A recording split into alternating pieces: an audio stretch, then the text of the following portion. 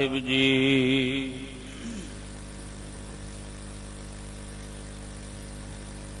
ਕਵਨ ਗੁਣ ਪ੍ਰਾਨ ਲਓ ਮੇਰੀ ਮਾਈ।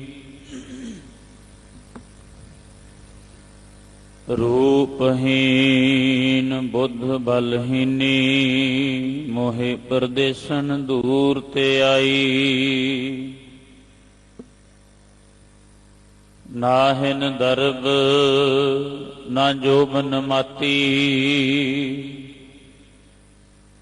ਮੋਹੇ ਅਨਾਥ ਕੀ ਕਰੋ ਸਮਾਈ। ਖੋਜਤ ਖੋਜਤ ਭਈ ਬੈਰਾਗਨ ਪ੍ਰਭ ਦਰਸ਼ਨ ਕਉ ਹਉ ਫਿਰਤ ਤਿਸਾਈ। ਦੀਨ ਦਇਆਲ ਕਿਰਪਾਲ ਪ੍ਰਭ ਨਾਨਕ ਸਾਧ ਸੰਗ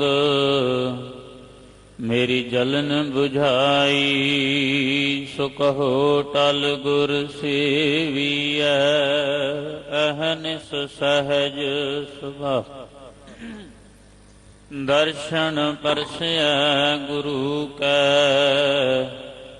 ਜਨਮ ਮਰਨ ਦੁਖ ਜਾਏ। ਸੱਜਣ ਸੱਚਾ ਪਾਤਸ਼ਾਹ ਸਿਰ ਸ਼ਾਹਾਂ ਦੇ ਜਿਸ ਪਾਸ ਬੈਠਿਆ ਸੋਹੀਐ। ਸਭਨਾ ਦਾ ਵਿਸਾਹ ਹੋਵੈ ਸਿਫਤ ਖਸਮ ਦੀ। ਨੂਰ ਅਰਸ਼ੋਂ ਕੁਰਸੋਂ ਝੱਟੀਐ ਤੁਧ ਡਿਠੇ ਸੱਚੇ ਪਾਤਸ਼ਾਹ। ਮਲ ਜਨਮ ਜਨਮ ਦੀ ਕੱਟੀਐ। ਮਾਰੂ ਮਹਲਾ ਪਹਿਲਾ। ਦਰਸ਼ਨ ਪਾਵਾਂ ਜੇ ਤੁਧ ਪਾਵਾਂ ਭਾਏ ਭਗਤ ਸਾਚੇ ਗੁਣ ਗਾਵਾਂ। ਤੁਧ ਭਾਣੇ ਤੂੰ ਭਾਵਹਿ ਕਰਤੇ ਆਪੇ ਰਸਨ ਰਸਾਏਂਦਾ।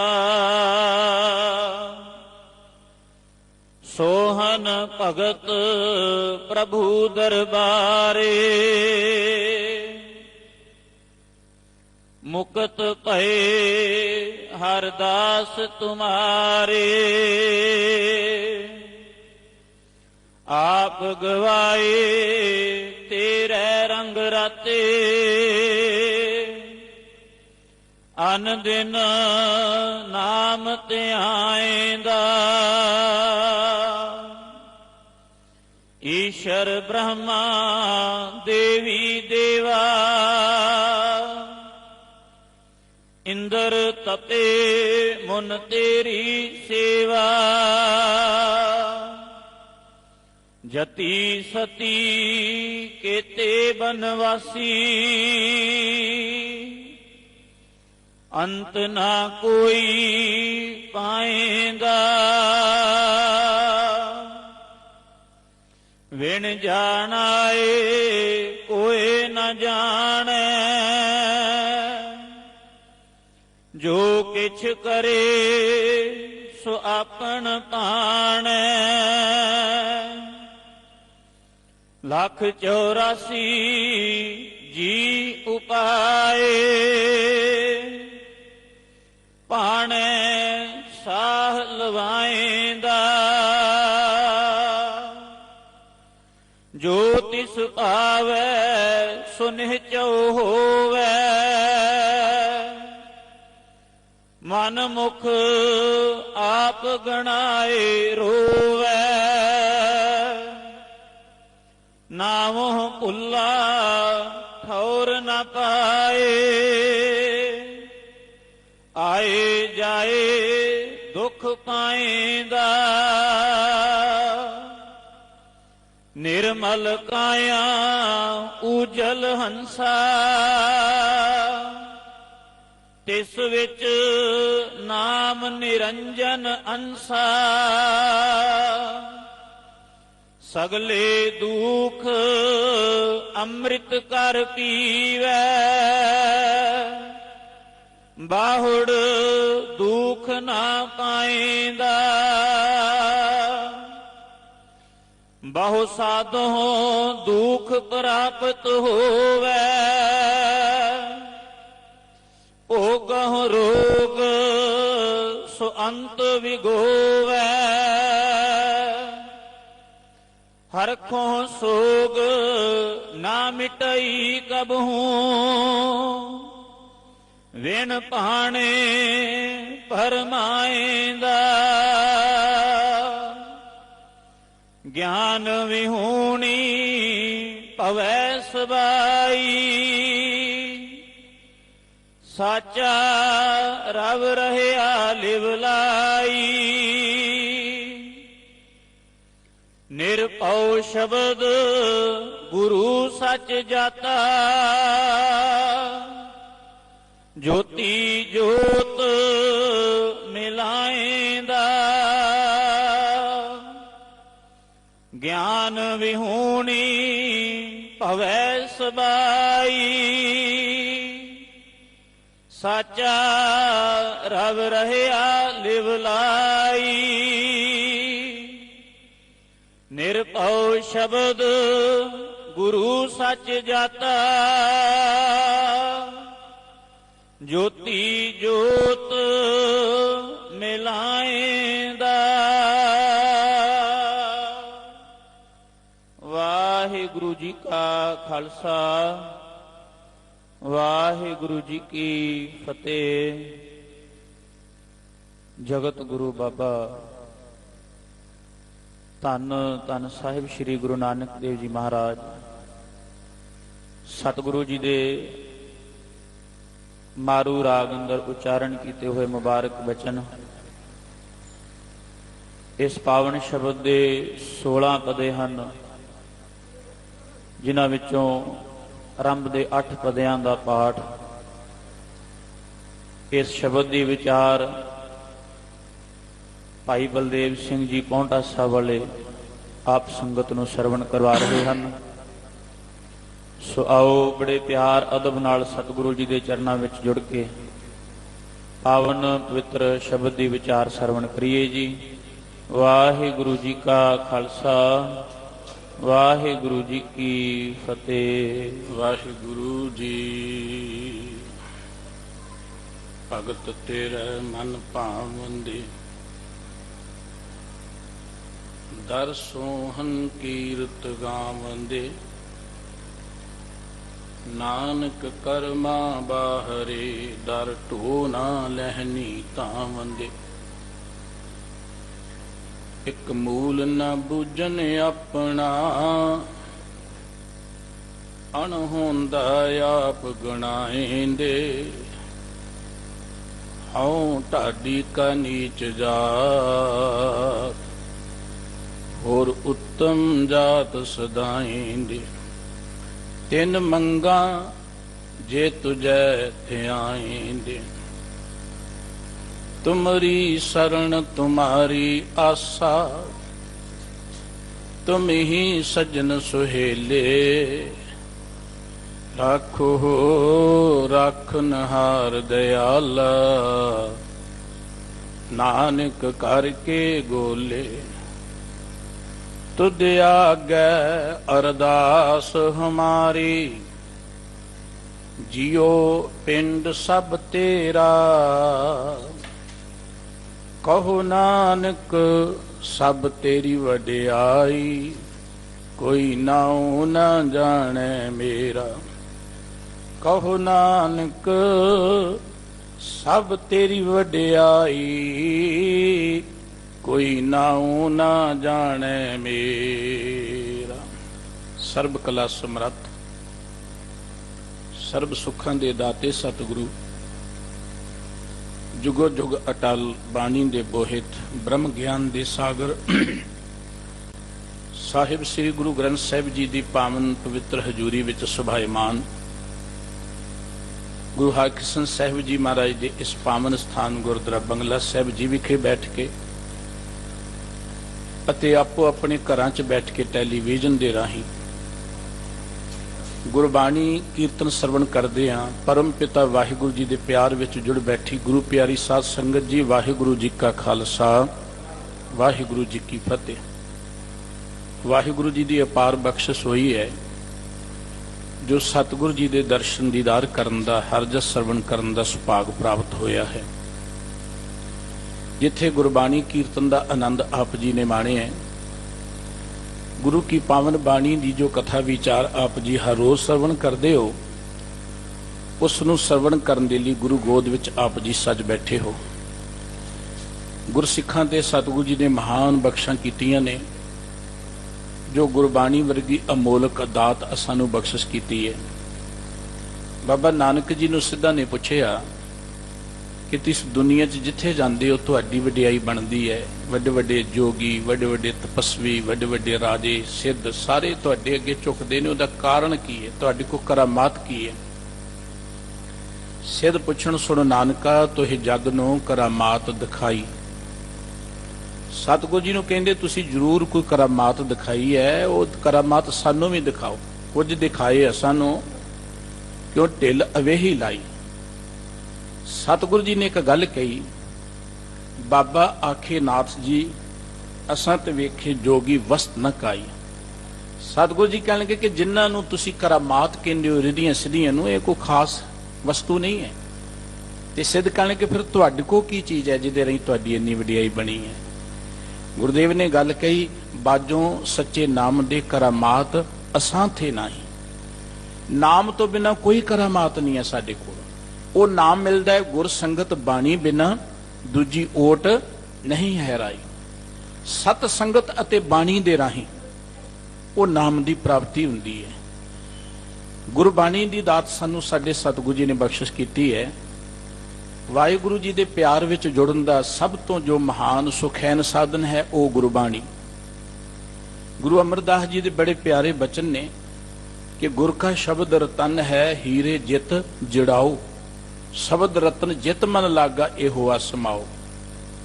ਗੁਰੂ ਦਾ ਸ਼ਬਦ ਰਤਨਾਂ ਦੀ ਨਿਆਈ ਹੈ, ਇਹਦੇ ਵਿੱਚ ਹੀਰੇ ਜੜੇ ਹੋਏ ਨੇ।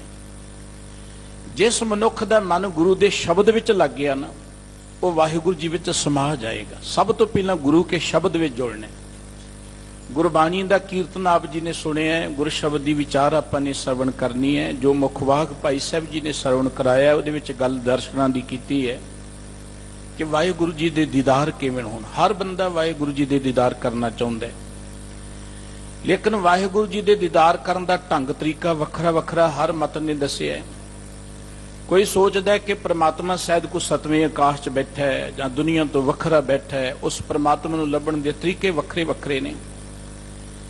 ਇਹ ਜੋ ਮੁੱਖ ਵਾਕ ਆਪ ਜੀ ਸਰਵਣ ਕਰ ਰਹੇ ਸੀ ਨਾ, ਇਸ ਤੋਂ ਪਹਿਲਾ ਮੁੱਖ ਵਾਕ ਆਪ ਜੀ ਨੇ ਧਿਆਨ ਨਾਲ ਪੜ੍ਹਨਾ। ਦਰਅਸਲ ਅੱਜ ਦੀ ਵਿਚਾਰ ਦੇ ਨਾਲ ਸੰਬੰਧਿਤ ਉਹ ਮੁੱਖ ਵਾਕ ਹੈ ਜਿਹਦੇ ਅੰਦਰ ਸਤਿਗੁਰੂ ਜੀ ਨੇ ਸਰੀਰ ਨੂੰ ਗੜ੍ਹ ਦੇ ਨਾਲ ਤੁਲਨਾ ਦਿੱਤੀ ਹੈ, ਸਰੀਰ ਨੂੰ ਕਿਲੇ ਦੇ ਨਾਲ ਤੁਲਨਾ ਦਿੱਤੀ ਹੈ ਕਿ ਪਰਮਾਤਮਾ ਇਸ ਗੜ੍ਹ ਦੇ ਅੰਦਰ ਵਸ ਰਿਹਾ ਹੈ, ਇਸ ਕਿਲੇ ਦੇ ਅੰਦਰ ਵਸ ਰਿਹਾ ਹੈ। ਸਤਿਗੁਰੂ ਗੁਰੂ ਗ੍ਰੰਥ ਸਾਹਿਬ ਜੀ ਦੀ ਪਾਵਨ ਬਾਣੀ ਦਾ ਬਚਨ ਹੈ ਕਿ ਇਹ ਜਗ ਸੱਚੇ ਕੀ ਹੈ ਕੋਠੜੀ, ਸੱਚੇ ਕਾ ਵਿੱਚ ਵਾਸ। ਇਹ ਜਗਤ ਪਰਮਾਤਮਾ ਦਾ ਰਹਿਣ ਦਾ ਇੱਕ ਘਰ ਹੈ। ਤੇ ਗੁਰੂ ਅਮਰਦਾਸ ਜੀ ਮਹਾਰਾਜ ਨੇ ਮੁੱਖ ਵਾਕ ਦੇ, ਗੁਰੂ ਸਾਹਿਬ ਜੀ ਨੇ ਇਸ ਮੁੱਖ ਵਾਕ ਦੇ ਰਾਹੀਂ ਗੁਰੂ ਨਾਨਕ ਸਾਹਿਬ ਜੀ ਨੇ ਬਚਨ ਕਹੇ ਨੇ ਕਿ ਜਿਵੇਂ ਆਪਾਂ ਜਗਤ ਵਿੱਚ ਘਰ ਬਣਾਉਂਦੇ ਆ, ਕਿਲੇ ਬਣਾਉਂਦੇ ਆ, ਅਜਿਹੇ ਘਰਾਂ ਕਿਲਿਆਂ ਦੇ ਵਿੱਚੋਂ ਇੱਕ ਸਰੀਰ ਵੀ ਘਰ ਹੈ, ਇੱਕ ਸਰੀਰ ਵੀ ਕਿਲਾ ਹੈ ਜਿਹਦੇ ਅੰਦਰ ਪਰਮਾਤਮਾ ਵਸ ਰਿਹਾ। ਗੁਰੂ ਅਮਰਦਾਸ ਜੀ ਦਾ ਇੱਕ ਬਚਨ ਆਪਾਂ ਪੜ੍ਹਦੇ, ਹਰ ਜੀਓ ਗੁਫਾ ਅੰਦਰ ਰੱਖ ਕੇ ਵਾਜਾ ਪਵਨ ਵਜਾਇਆ, ਵਜਾਇਆ ਵਾਜਾ ਪਵਨ। 9 ਦੁਆਰੇ ਪ੍ਰਗਟ ਕੀਏ, 10ਵਾਂ ਗੋਤ ਰਖਾਇਆ। ਗੁਰਦੁਆਰੇ ਲਾਏ ਭਾਵਨੀ, ਇੱਕ ਨਾ 10ਵਾਂ ਦੁਆਰ ਦਿਖਾਇਆ। ਜਿਹੜੀਆਂ ਸਾਡੀਆਂ ਅੱਖਾਂ ਨੇ, ਕੰਨ ਨੇ ਜਾਂ ਬਾਹਰਲੇ ਇੰਦਰੇ ਨੇ, ਸਾਡੇ ਕਰਮ ਇੰਦਰੇ ਜਾਂ ਗਿਆਨ ਇੰਦਰੇ, ਉਹਨਾਂ ਦੇ ਰਾਹੀਂ ਸਾਨੂੰ ਸੰਸਾਰ ਦਾ ਗਿਆਨ ਪ੍ਰਾਪਤ ਹੁੰਦਾ ਹੈ, ਦੁਨੀਆ ਦੀ ਸੋਝੀ ਪ੍ਰਾਪਤ ਹੁੰਦੀ ਹੈ। ਪਰ ਜਿਹਨੂੰ ਆਪਾਂ ਆਤਮ ਗਿਆਨ ਕਹਿੰਦੇ ਨਾ, ਆਤਮ ਗਿਆਨ, ਆਤਮਕ ਸੂਝ ਜਾਂ ਆਪਣੇ ਆਪ ਦਾ ਗਿਆਨ, ਉਹ ਇਹ ਬਾਹਰਲੇ ਇੰਦਰੀਆਂ ਦੇ ਰਾਹੀਂ ਪ੍ਰਾਪਤ ਨਹੀਂ ਹੋਣਾ। ਉਹਦੇ ਲਈ ਇੱਕ ਅੰਦਰ ਇੰਦਰਾ ਦੱਸਿਆ, ਜਿਹਨੂੰ 10ਵਾਂ ਦੁਆਰ ਕਹਿੰਦੇ ਨੇ, 10ਵਾਂ ਦਰਵਾਜ਼ਾ ਕਹਿੰਦੇ ਨੇ, ਜਿਹਨੂੰ ਗਿਆਨ ਦਾ ਦਰਵਾਜ਼ਾ ਵੀ ਕਿਹਾ ਜਾਂਦਾ ਹੈ। ਉਹ ਦਰਵਾਜ਼ਾ ਜਿਹਦੇ ਰਾਹੀਂ ਪ੍ਰਮਾਤਮਾ ਦੇ ਦੀਦਾਰ ਹੁੰਦੇ ਨੇ। ਗੁਰਦੇਵ ਕਹਿੰਦੇ ਪ੍ਰਮਾਤਮਾ ਨੇ ਇਹ ਸਰੀਰ ਰੂਪੀ ਗੁਫਾ ਦੇ ਅੰਦਰ ਜੀਉ ਰੱਖਿਆ, ਤੇ ਜਿਹਦਾ ਗੁਰੂ ਦੀ ਕਿਰਪਾ ਦੇ ਰਾਹੀਂ ਉਹ ਦਰਵਾਜ਼ਾ ਜਿਹਨੂੰ ਮਿਲ ਜਾਂਦਾ ਹੈ, ਉਹ ਆਪਣੇ ਅੰਦਰੋਂ 9 ਨਿਧੀਆਂ 18 ਸਿੱਧੀਆਂ ਪ੍ਰਾਪਤ ਕਰ ਲੈਂਦਾ ਹੈ। ਪਰ ਇਹ ਜਿਹੜਾ ਸਰੀਰ ਕਿਲਾ ਹੈ, ਇਹ ਜਿਹੜਾ ਸਰੀਰ ਇੱਕ ਗੁਫਾ ਹੈ, ਇਸ ਗੁਫਾ ਦੇ ਵਿੱਚੋਂ ਉਸ ਵਾਹਿਗੁਰੂ ਜੀ ਦੇ ਦੀਦਾਰ ਕਿਵੇਂ ਕਰਨੇ ਨੇ, ਇਹ ਗੱਲ ਤਾਂ ਸਤਿਗੁਰੂ ਜੀ ਦੀ ਪਾਵਨ ਬਾਣੀ ਦੱਸੇਗੀ। ਗੁਰੂ ਅਮਰਦਾਸ ਜੀ ਦਾ ਇੱਕ ਬਚਨ ਹੈ, ਬਜਰ ਕਪਾਟ ਕਾਇਆ ਗੜ ਭੀਤਰ। ਇਹ ਸਰੀਰ ਰੂਪੀ ਕਿਲੇ ਦੇ ਬੜੇ ਬਜਰ ਕਪਾਟ ਨੇ, ਬੜੇ ਕਰੜੇ ਦਰਵਾਜ਼ੇ ਨੇ। ਉਹ ਦਰਵਾਜ਼ੇ ਕਾਹਦੇ ਨੇ? ਕੂੜ ਕੁਸਤ ਅਭਿਮਾਨੀ। ਉਹ ਕੂੜ ਦਾ ਦਰਵਾਜ਼ਾ ਹੈ, ਕੁਸਤ ਦਾ ਦਰਵਾਜ਼ਾ ਹੈ, ਹੰਕਾਰ ਦਾ ਦਰਵਾਜ਼ਾ ਹੈ। ਲੇਕਿਨ ਬੰਦਾ ਭਰਮ ਭੁਲੇਖੇ 'ਚ ਭਟਕ ਰਿਹਾ ਹੈ। ਭਰਮ ਭੁਲੇਖੇ 'ਚ ਨੂੰ ਪਤਾ ਹੀ ਨਹੀਂ ਕਿ ਇਹ ਦਰਵਾਜ਼ੇ ਖੁੱਲਣੇ ਕਿਵੇਂ ਨੇ। ਗੁਰੂ ਗ੍ਰੰਥ ਸਾਹਿਬ ਜੀ ਨੇ ਇੱਕ ਗੱਲ ਕੀ ਹੈ, ਗੁਰੂ ਕੁੰਜੀ ਪਾਹੂ ਨਿਵਲ ਮਨ ਕੋਠਾ ਤਨ ਛੱਤ, ਨਾਨਕ ਮਨ ਕਾ ਤਾਗ ਨਾ ਉਗੜੈ ਅਵਰ ਨਾ ਕੁੰਜੀ ਹੱਥ। ਇਹ ਜਿਹੜੇ ਮਨ ਦੇ ਦਰਵਾਜ਼ੇ ਹੰਕਾਰ ਕਰਕੇ ਵੱਜੇ ਹੋਏ ਨੇ, ਆਸਾ ਅੰਦੇਸਾ ਦੇ ਦੋ ਪੱਟ ਜੜੇ ਹੋਏ ਨੇ, ਜਾਂ ਇਹ ਕੂੜ ਕੁਸਤ ਦੇ ਦਰਵਾਜ਼ੇ ਨੇ, ਇਹ ਆਪਣੇ ਯਤਨ ਨਾਲ ਨਹੀਂ ਖੁੱਲਣੇ। ਇਹਦੀ ਕੁੰਜੀ ਗੁਰੂ ਦੇ ਕੋਲ ਹੈ। ਜਦੋਂ ਆਪਾਂ ਗੁਰੂ ਕੋਲ ਆਉਂਦੇ ਆ, ਗੁਰੂ ਦੇ ਰਾਹੀਂ ਗੁਰ ਸ਼ਬਦੀ ਖੁਲਾਏ ਦਾ, ਗੁਰੂ ਦੇ ਸ਼ਬਦ ਦੇ ਰਾਹੀਂ ਇਹ ਅਗਿਆਨਤਾ ਦੇ ਦਰਵਾਜ਼ੇ ਖੁੱਲਦੇ ਨੇ। ਬਾਹਰਲੇ ਇੰਦਰੀਆਂ ਦੇ ਰਾਹੀਂ ਦੁਨੀਆ ਦਾ ਗਿਆਨ ਪ੍ਰਾਪਤ ਹੋਏਗਾ, ਪਰ ਜਦੋਂ ਆਪਾਂ ਗੁਰੂ ਕੇ ਸ਼ਬਦ ਰਾਹੀਂ ਅੰਦਰ ਜੁੜਾਂਗੇ, ਸਾਨੂੰ ਅੰਦਰ ਦੀ ਸੋਝੀ ਆਤਮ ਗਿਆਨ ਪ੍ਰਾਪਤ ਹੋਏਗਾ। ਜਿੰਨਾ ਚਿਰ ਮਨੁੱਖ ਨੂੰ ਆਤਮ ਗਿਆਨ ਨਹੀਂ ਹੈ, ਜਾਂ ਐਵੇਂ ਕਹਿ ਲਓ ਗਿਆਨ ਦਾ ਜਾਂ 10ਵਾਂ ਦਰਵਾਜ਼ਾ ਪ੍ਰਾਪਤ ਨਹੀਂ ਹੁੰਦਾ, ਉਹਨਾਂ ਚਿਰ ਉਹ ਕੇਵਲ 5 ਤੱਤਾਂ ਦਾ ਇੱਕ ਮਿੱਟੀ ਦਾ ਪੁਤਲਾ ਹੀ ਹੈ। ਸਤਿਗੁਰੂ ਜੀ ਨੇ ਇੱਕ ਗੱਲ ਕਹੀ ਸੀ, ਆਵਨ ਆਏ ਸ੍ਰਿਸ਼ਟ ਮੈਂ ਬਿਨ ਬੂਝੇ ਪਸ਼ੂ ਢੋਰ। ਇਸ ਦੁਨੀਆ ਚ ਆਏ ਆ, ਜੇ ਆਪਾਂ ਸਮਝ ਨਾ ਸਕੇ ਤੇ ਪਸ਼ੂ ਢੋਰ ਹੀ ਆ ਕਿ ਸਾਡੀ ਜ਼ਿੰਦਗੀ ਦਾ ਮਕਸਦ ਕੀ ਹੈ। ਜ਼ਿੰਦਗੀ ਜੇ ਮਕਸਦ ਨੂੰ ਪ੍ਰਾਪਤ ਨਾ ਕਰ ਸਕੇ, ਫਿਰ ਆਪਾਂ ਪਸ਼ੂਆਂ ਵਰਗੇ। ਦੇਖੋ, ਬੇਅੰਤ ਮਨੁੱਖ ਨੇ ਧਰਤੀ ਤੇ, ਕੋਈ ਪੜ੍ਹ ਕੇ ਦੁਨਿਆਵੀ ਗਿਆਨ ਪ੍ਰਾਪਤ ਕਰ ਲੈਂਦਾ ਹੈ, ਆਮ ਲੋਕਾਂ ਤੋਂ ਥੋੜਾ ਵਿਸ਼ੇਸ਼ ਗਿਣਿਆ ਜਾਂਦਾ ਹੈ। ਆਮ ਅਨਪੜ੍ਹ ਲੋਕ ਹੁੰਦੇ ਨੇ, ਉਹਨਾਂ ਤੋਂ ਥੋੜਾ ਵਿਸ਼ੇਸ਼, ਜਾਂ ਉਹਨੂੰ ਥੋੜਾ ਰਹਿਣ ਬਹਿਣ ਦਾ ਗਿਆਨ ਬਹੁਤਾ ਹੋ ਜਾਂਦਾ ਹੈ। ਕੋਈ ਡਾਕਟਰ ਬਣ ਜਾਂਦਾ ਹੈ, ਕੋਈ ਇੰਜੀਨੀਅਰ ਬਣ ਜਾਂਦਾ ਹੈ। ਸਰੀਰ ਤਾਂ ਇੱਕੋ ਹੀ ਹੈ ਨਾ, ਇੱਕ ਸਰੀਰ ਚ ਰਹਿੰਦੇ ਆ। ਜਿੰਨੀ ਕਿਸੇ ਨੇ ਮਿਹਨਤ ਕੀਤੀ, ਕੋਈ ਡਾਕਟਰ ਬਣ ਗਿਆ, ਕੋਈ ਇੰਜੀਨੀਅਰ ਬਣ ਗਿਆ, ਐਜੂਕੇਸ਼ਨ ਲੈ ਕੇ ਉਹਦੀ ਸੁਰਤ ਦਾ ਲੈਵਲ ਉੱਚਾ ਉੱਠ ਗਿਆ, ਸਿਆਣਾ ਬਣ ਗਿਆ। ਇਹ ਤੇ ਦੁਨਿਆਵੀ ਗਿਆਨ ਹੈ। ਜਦੋਂ ਕਿਸੇ ਮਨੁੱਖ ਨੂੰ ਆਤਮਿਕ ਗਿਆਨ ਪ੍ਰਾਪਤ ਹੋ ਜਾਏਗਾ, ਆਤਮਿਕ ਗਿਆਨ, ਆਤਮ ਸੂਝ, ਉਦੋਂ ਮਨੁੱਖ ਕਿੰਨਾ ਮਹਾਨ ਬਣ ਜਾਏਗਾ। ਜਦੋਂ ਮਨੁੱਖ ਨੂੰ ਆਤਮ ਗਿਆਨ ਪ੍ਰਾਪਤ ਹੋ ਜਾਏਗਾ, ਉਦੋਂ ਦਰਅਸਲ ਉਹ ਪ੍ਰਮਾਤਮਾ ਬਣ ਜਾਏਗਾ, ਪ੍ਰਮਾਤਮਾ ਦਾ ਰੂਪ ਬਣ ਜਾਏਗਾ, ਪ੍ਰਮਾਤਮਾ ਵਿੱਚ ਲਿਵਲੀਨ ਹੋ ਜਾਏਗਾ। ਜ਼ਿੰਦਗੀ ਦਾ ਮਕਸਦ ਪ੍ਰਮਾਤਮਾ 'ਚ ਲਿਵਲੀਨ ਹੋਣਾ ਹੈ। ਸਤਿਗੁਰੂ ਸਾਹਿਬ ਜੀ ਅੱਜ ਦਾ ਜੋ ਵਿਚਾਰ ਅਧੀਨ ਸ਼ਬਦ ਹੈ, ਇਹਦੇ ਰਾਹੀਂ ਸਰੀਰ ਨੂੰ ਗੜ ਕਹਿ ਕੇ, ਕਿਲਾ ਕਹਿ ਕੇ, ਗੁਫਾ ਕਹਿ ਕੇ, ਇਸ ਗੁਫਾ ਦੇ ਵਿੱਚੋਂ ਉਸ ਵਾਹਿਗੁਰੂ ਜੀ ਦੇ ਦੀਦਾਰ ਕਰਨ ਦੀ ਜੁਗਤ ਦਰਸਾ ਰਹੇ ਨੇ, ਵਾਹਿਗੁਰੂ ਜੀ ਦੇ ਦਰਸ਼ਨ ਕਰਨ ਦਾ ਤਰੀਕਾ ਦਰਸਾ ਰਹੇ ਨੇ। ਆਓ ਆਪਾਂ ਮਨ ਬਿਰਤੀਆਂ ਨੂੰ ਇਕਾਗਰ ਕਰਕੇ ਸਤਿਗੁਰੂ ਜੀ ਦੇ ਬਖਸ਼ਿਸ਼ ਕੀਤੇ ਹੋਏ ਸ਼ਬਦ ਦੀ ਵਿਚਾਰ ਸਾਂਝੀ ਕਰੀਏ, ਗੁਰੂ ਪਿਆਰ 'ਚ ਜੁੜੀਏ, ਮਨ ਬਿਰਤੀਆਂ ਨੂੰ ਗੁਰੂ ਚਰਨਾਂ ਨਾਲ ਜੋੜਦੇ ਹਾਂ। ਮੁਖ ਤੋਂ ਸਾਰੇ ਹੀ ਇੱਕ ਵੇਰਾ ਉਚਾਰਨ ਕਰੀਏ ਜੀ, ਸਤਨਾਮ ਸਤਨਾਮ ਸ੍ਰੀ ਵਾਹਿਗੁਰੂ ਜੀ। ਮਾਰੂ ਮਹਿਲਾ ਪਹਿਲਾ ਦੱਖਣੀ, ਕਾਇਆ ਨਗਰ ਨਗਰ ਗੜ ਅੰਦਰ, ਸਾਚਾ ਵਾਸਾ ਪੁਰ ਗਗਨ ਅੰਦਰ। ਗੁਰੂ ਨਾਨਕ ਸਾਹਿਬ ਜੀ ਦੇ ਇਹ ਪਾਵਨ ਬਚਨ ਧੰਨ ਸ੍ਰੀ ਗੁਰੂ ਗ੍ਰੰਥ ਸਾਹਿਬ ਜੀ ਦੇ ਪਾਵਨ ਅੰਕ 1033 ਤੇ ਸੁਭਾਇਮਾਨ ਨੇ। ਮਾਰੂ ਰਾਗ ਦਾ ਸੋਹਿਲਿਆਂ ਚੋਂ ਇਹ ਸ਼ਬਦ ਜਿਹੜਾ ਦੱਖਣੀ ਮਾਰੂ ਵਿੱਚ ਹੈ ਅੰਕਿਤ ਆਪ ਜੀ ਸਰਵਣ ਕਰ ਰਹੇ ਹੋ। ਗੁਰੂਦੇਵ ਕਹਿੰਦੇ ਨੇ, ਕਾਇਆ ਨਗਰ ਨਗਰ ਗੜ ਅੰਦਰ। ਆ ਜਿੰਨੇ ਧਰਤੀ ਤੇ ਨਗਰ ਨੇ, ਜਿੰਨੇ ਧਰਤੀ ਤੇ ਕਿਲੇ ਨੇ, ਉਹਨਾਂ ਕਿਲਿਆਂ ਚੋਂ, ਉਹਨਾਂ ਨਗਰਾਂ ਚੋਂ ਇੱਕ ਸਰੀਰ ਵੀ ਨਗਰ ਹੈ। ਸਰੀਰ ਨੂੰ ਸਤਿਗੁਰੂ ਜੀ ਨੇ ਨਗਰ ਕਿਹਾ। ਦੇਹੀ ਗਾਵਾਂ ਜਿਉ ਧਰਮੈ ਤੋ ਬਸੈ ਪੰਚ ਕਿਰਸਾਨਾ। ਬਾਬਾ ਅਬ ਨਾ ਬਸੋ ਇਹ ਗਾਉਂ, ਗਾਉਂ ਮੈਣਾ ਨਗਰ। ਗੁਰਬਾਣੀ ਵਿੱਚ ਥਾਂ ਥਾਂ ਤੇ ਸਰੀਰ ਨੂੰ ਕਿਤੇ ਨਗਰ ਕਿਹਾ, ਕਿਤੇ ਗੜ ਕਿਹਾ, ਕਿਤੇ ਸਮੁੰਦਰ ਵੀ ਕਿਹਾ, ਕਿਤੇ ਸਰੋਵਰ ਵੀ ਕਿਹਾ, ਕਿਤੇ ਖੇਤ ਵੀ ਕਿਹਾ, ਔਰ ਕਈ ਰੂਪਾਂ ਦੇ ਨਾਲ ਸਰੀਰ ਨੂੰ ਦਰਸਾਇਆ।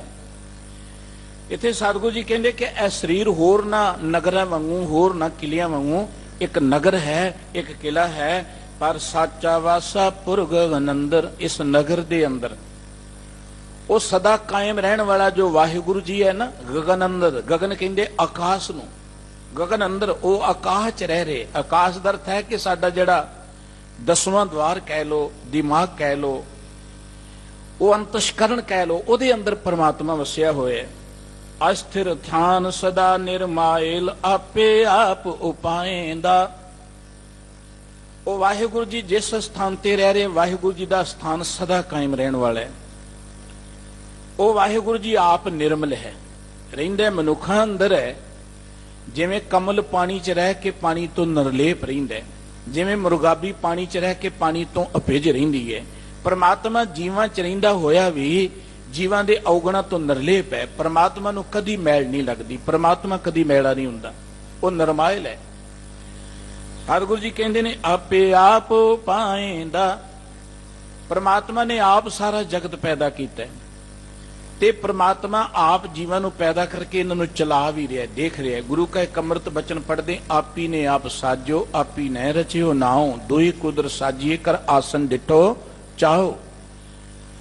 परमात्मा आसन जमा के बैठा है, ये कुदरत आप बनाई, इनू आप चला रहा है, आप बना रहा है। अंदर कोट छजे हट नाले। ए शरीर जेड़ा नगर है, इस नगर च एक किला है। अंदर कोट छजे हट नाले, जिवें शहरां च किले हुंदे ने, इहदे अंदर एक कोट है, किला है। उस किले दे अंदर छज्जे ने, दरवाजे ने, हट्टियां ने, बाजार ने। आपे लेवे वस्त संभाले। सतगुरु जी कहते कि परमात्मा ਉਹਦੇ ਵਿੱਚ आप ही ਲੈਣ देन कर रहे हैं। गुरबाणी ਦਾ एक बचन पढ़ते, आपे रसिया आप रस आपे रावण हार। आप ही रसां ਨੂੰ ਮਾਣਦਾ, आप ही ਉਹ रस है।